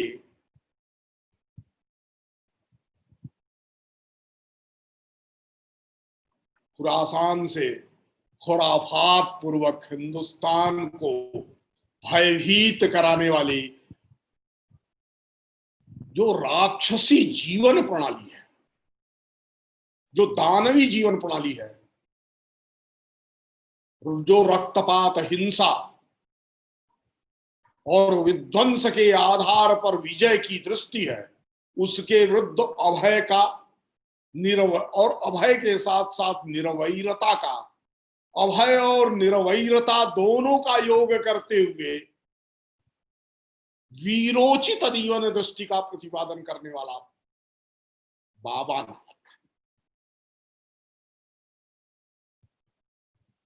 और इस संसार में तात्विक रूप से सर्वत्र एक ही ज्योति है, एक ही पुरुष की प्रकाशना है,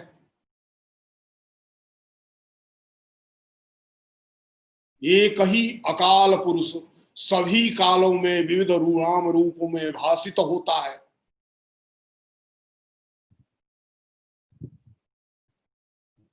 हम सब उसी एक नूर से उत्पन्न हैं, इसलिए न तो कोई छोटा है न तो कोई बड़ा है, न तो कोई अति विशिष्ट है न तो कोई अतिहीन है। तत्वतः सब समान है। सबकी समानता की स्वीकृति पूर्वक संपूर्ण विश्व मानवता के कल्याण का यत्न करते हुए अपना जीवन परिश्रम से, कर्म से, निष्ठा से, ईमानदारी से यापित करते हुए, बिताते हुए दूसरों का जीवन सुखदायक, इसके लिए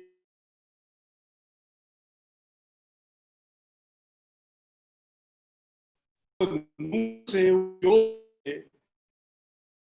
ज्योति, आलोक ज्योति से समग्र ज्योति से जो अंश ज्योति जीव के रूप में प्रकाशित हो रही है, भासित हो रही है, उसकी सेवा करने से ही हमें तादात्म्य का बोध हो सकता है। उस ज्योति में, ज्योति रूप में मिलने का अवसर प्राप्त हो सकता है। हम कर्म बंधन से मुक्ति प्राप्त कर सकते हैं, पापों से मुक्ति प्राप्त कर सकते हैं, सतकीरति कर श्रेष्ठ गति प्राप्त कर सकते हैं। यह जो भारत की सनातन परंपरा का हार्द है, विशिष्ट प्रतिपाद्य है, उस प्रतिपाद्य को सहज, सुबोध, अविकृत, अव्यभिचरित और सर्वथा व्यवहार रूप में, जीवन दर्शन के रूप में, धर्म के रूप में, धर्म दृष्टि के रूप में प्रतिपादित करने वाला कोई महनीय पुरुष दिखाई देता है। मध्यकाल के अंदर कोई व्यक्ति, अंधेरे के कालखंड में जब सर्वत्र भय का वातावरण था, सर्वत्र आतंक के परिणाम स्वरूप भयभीत हिंदुस्तान में विकृतियां बढ़ रही थी, उसमें संस्कृतिमय जीवन, संस्कारमय जीवन, स्वयं के लिए श्रेष्ठ रास्ते का चुनाव करते हुए अन्यों के लिए श्रेष्ठ रास्ते की निर्मित में सहायक होने वाले मनुष्य के जीवन का प्रकाश करने वाले, देशना करने वाले, उपदेश करने वाले गुरु नानक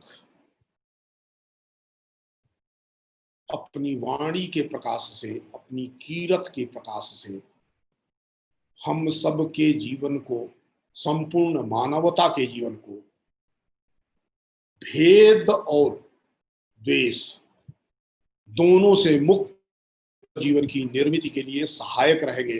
निश्चित रूप से कोरोना के कालखंड में उनके द्वारा प्रतिपादित रास्ता और भी महत्वपूर्ण है, जब बहुत उत्तरदायी जीवन की आवश्यकता आ गई है। अपने प्रति भी उत्तरदायी है, परिवार के प्रति भी उत्तरदायी है और अपने परिवेश के प्रति भी हमारी गतिविधियों से किसी को कोई कष्ट न हो, जाने अनजाने।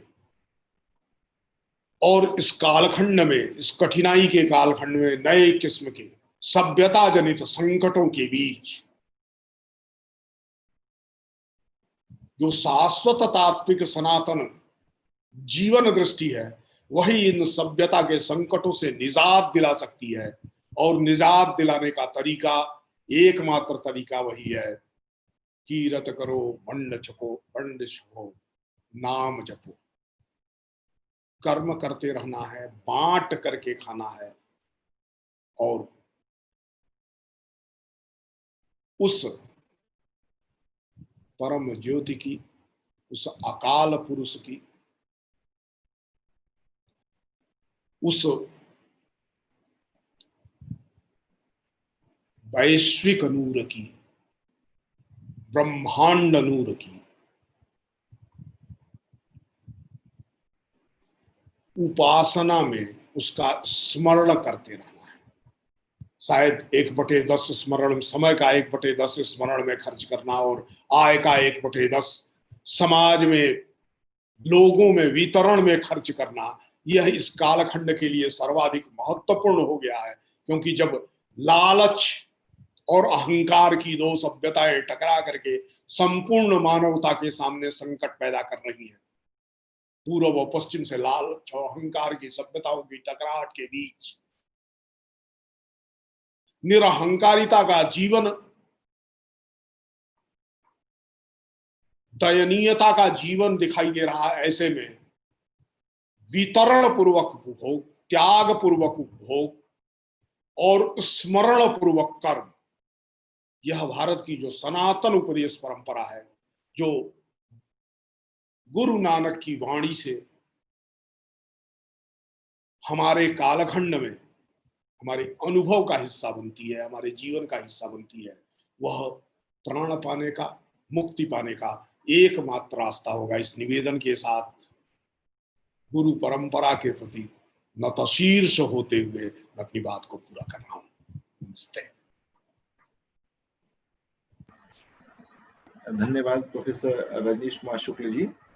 निश्चित रूप से मध्यकाल के दौर में जब मानवता का संकट रहा, उस दौर में गुरु नानक से पूर्व नानक ने अपने जीवन के माध्यम से लोगों को जीवन जीने का जो सलीका सिखाया, वहीं बाबा नानक के माध्यम से जो व्यवहारिक जीवन की शिक्षा प्रदत्त की, और वहीं जब गुरु नानक के माध्यम से उन्होंने परमार्थ की ओर जाने का लक्ष्य दिखाया, वास्तव में उन सारे विचारों को आज के दौर में, चाहे भले ही कोरोना काल कह लें, लेकिन मैं इससे पहले भी वो दौर कहीं ना कहीं निश्चित रूप से हमारे सामने आ चुका था।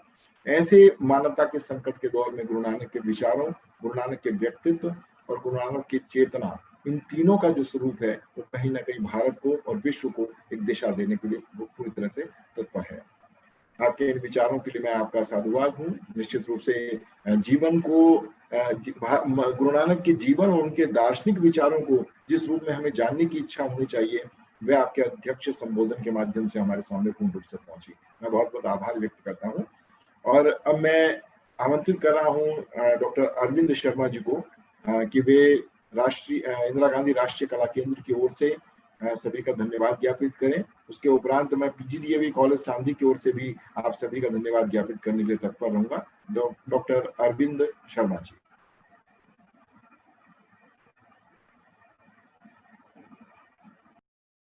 अरविंद जी अनम्यूट हो जाएं।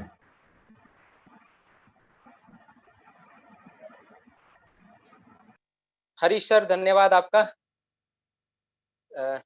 मैं अरविंद शर्मा, इंदिरा गांधी राष्ट्रीय कला केंद्र से धन्यवाद प्रस्ताव हेतु प्रस्तुत हूँ। भाग्यशाली समझता हूँ इसके लिए अपने आप को।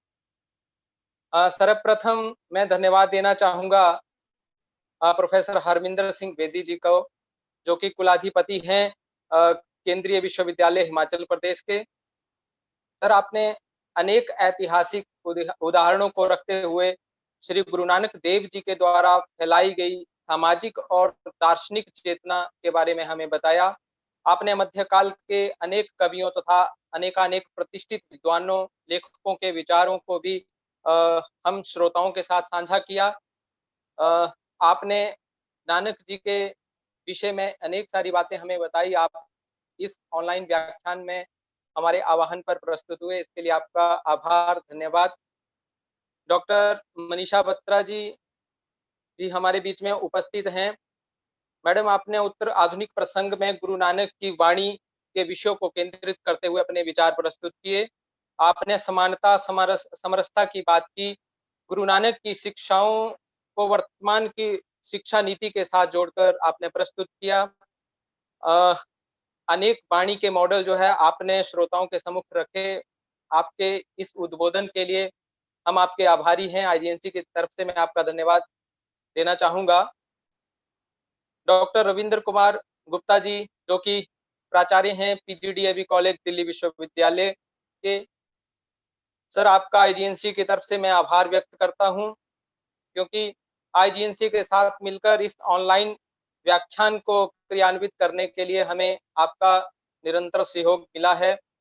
और इसके साथ ही साथ आपने अपने महत्वपूर्ण विचार भी जो है श्रोताओं के साथ साझा किए।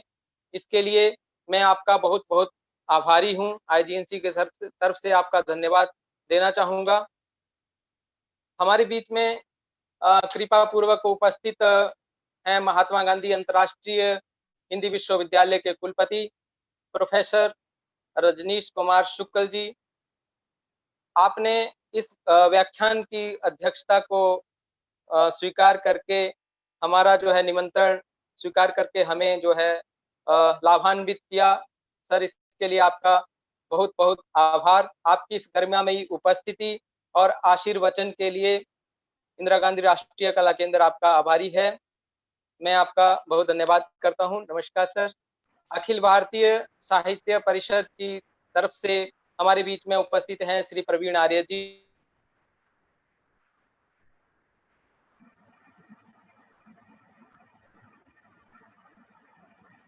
रहते हैं और उनके मार्गदर्शन में हम बहुत सारे व्याख्यानों को जो है करवा रहे हैं। सर, आप उपस्थित हुए इस व्याख्यान में का मैं धन्यवाद देना चाहूंगा। इसके लिए दिल्ली विश्वविद्यालय के पीजीडीएवी कॉलेज के हिंदी विभाग के अध्यक्ष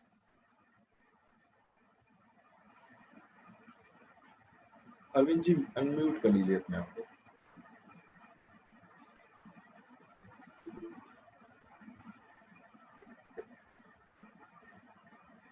ठीक, बीच में अनम्यूट। हेलो। हाँ जी, हाँ जी। दिल्ली विश्वविद्यालय के पीजीडीएवी कॉलेज से हिंदी विभाग के अध्यक्ष डॉक्टर हरीश अरोड़ा जी का यह कार्यक्रम संपन्नता को प्राप्त हो रहा है। इसके अतिरिक्त संस्कृति मंत्रालय भारत सरकार के भी हम आभारी हैं, जिनके सहयोग से ही ये गुरु नानक को समर्पित ये सभी कार्यक्रम जो है संभव हो पा रहे हैं। पीजीडीएवी कॉलेज दिल्ली विश्वविद्यालय की तरफ से मैं धन्यवाद देना चाहूंगा, कॉलेज प्रशासन का।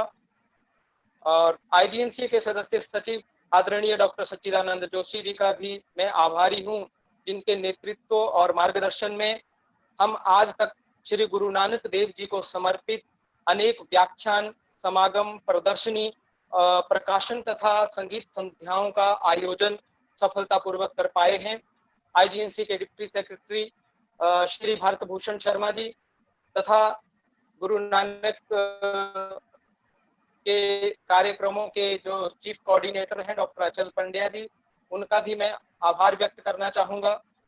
अंत में जो आईजीएनसी में जो गुरु नानक सेल के जितने भी सदस्य हैं, अधिकारीगण हैं, जिनका निरंतर सहयोग इन कार्यक्रमों के लिए प्राप्त होता है, उन सबका भी मैं आभार व्यक्त करता हूं। और टेक्निकल सपोर्ट के लिए डॉक्टर अभिजीत दीक्षित तथा श्री राज के सहयोग से ये कार्यक्रम संपन्न हो रहा है। और अंत में श्रोताओं के बिना कोई भी कार्यक्रम संभव नहीं हो पाता, इसलिए सभी श्रोता गण जो हैं उनका भी मैं धन्यवाद देना चाहूंगा और आशा करूंगा कि वो हमारे अग्रिम जितने भी कार्यक्रम हैं, व्याख्यान हैं, समागम हैं या फिर संगीत संध्याएं हैं, उन सब में भी आपका सहयोग हमें मिलता रहेगा। हरीश सर, आपको अपना माइक देता हूँ।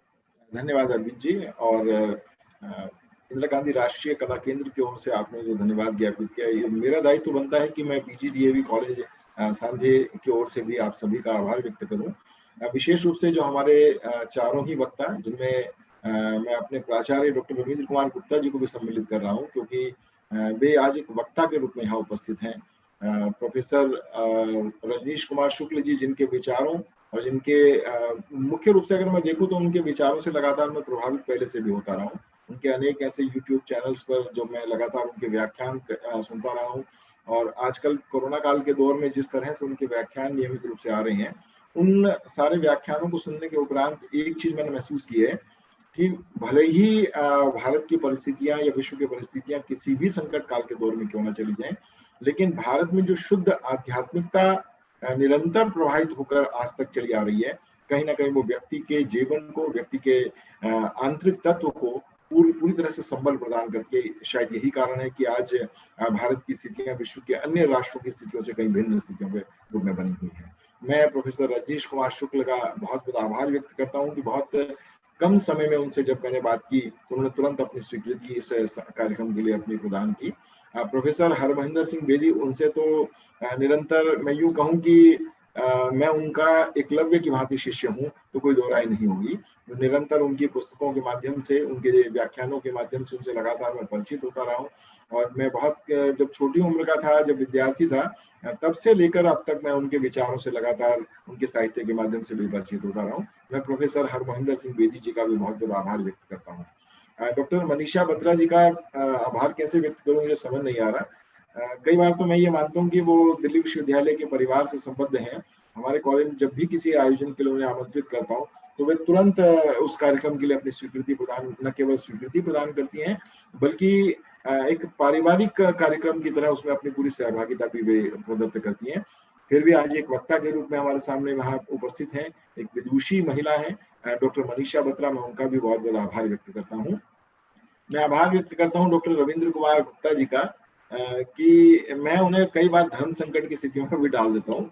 जिस विषय से उनका कोई संबंध नहीं होता, वे उस विषय पर भी किस तरीके से अपनी बात रखते हैं, किस तरीके से उन विषय से संबद्ध बिंदुओं को अपने साथ संकलित करके लाते हैं, ये एक आयोजन के माध्यम से ही संभव हो पाता है। और मुझे लगता है कि डॉक्टर रविंद्र कुमार गुप्ता जब भी कॉलेज के किसी कार्यक्रम में उपस्थित होते हैं तो कार्यक्रम सुनने वाले लोगों को अक्सर ये लगता है शायद ये उसी कार्यक्रम के लिए के विभाग से संबद्ध होंगे। जब राजनीति विज्ञान से संबद्ध कोई कार्यक्रम होता है तो लोग मानते हैं राजनीति विज्ञान के ही प्रोफेसर होंगे। और आज आप जब उनके व्याख्यान को, उनके विचारों को सुन रहे थे, आप महसूस कर रहे होंगे कि शायद गुरु नानक देव से संबंधित, उनके जीवन, उनके समाज दर्शन से संबंधित जितने भी बिंदु उनके पास थे, वे बिंदु सामान्य तौर पर बहुत कम विद्वानों के पास होते हैं। तो मैं डॉक्टर रविंद्र कुमार गुप्ता जी का भी बहुत बहुत आभार व्यक्त कर रहा हूँ।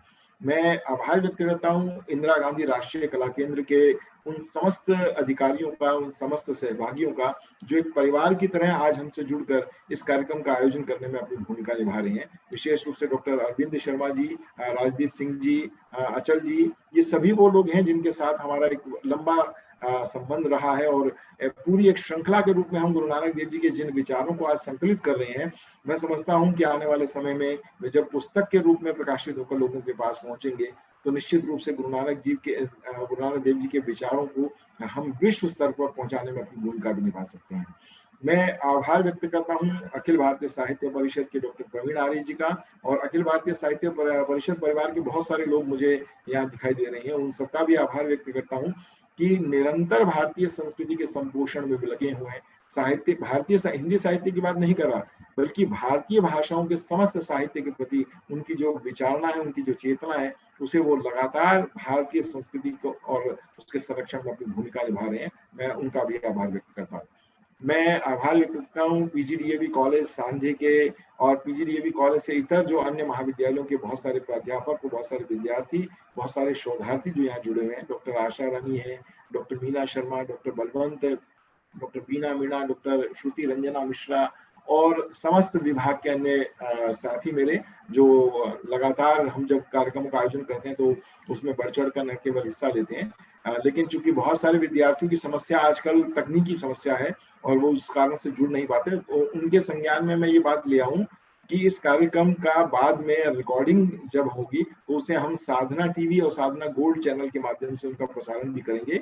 और उसके लिए प्रवीण आर्य जी जो पूरी भूमिका इसमें निभा कर चल रहे हैं, मैं सभी विद्यार्थियों को जब भी वह प्रसारण का जब समय आएगा तो उसकी मैं पूरी लिंक भी उपलब्ध कराऊंगा और ये लिंक आपके पास पहुंचने के बाद आप उस कार्यक्रम को सहज रूप से देख भी पाएंगे। आप सभी का आभार। एक ओंकार सतनाम करता पुरख निरपौ निर्वैर अकाल मूरत अजूनी सहवं गुर प्रसाद जप आद सच जुगाद सच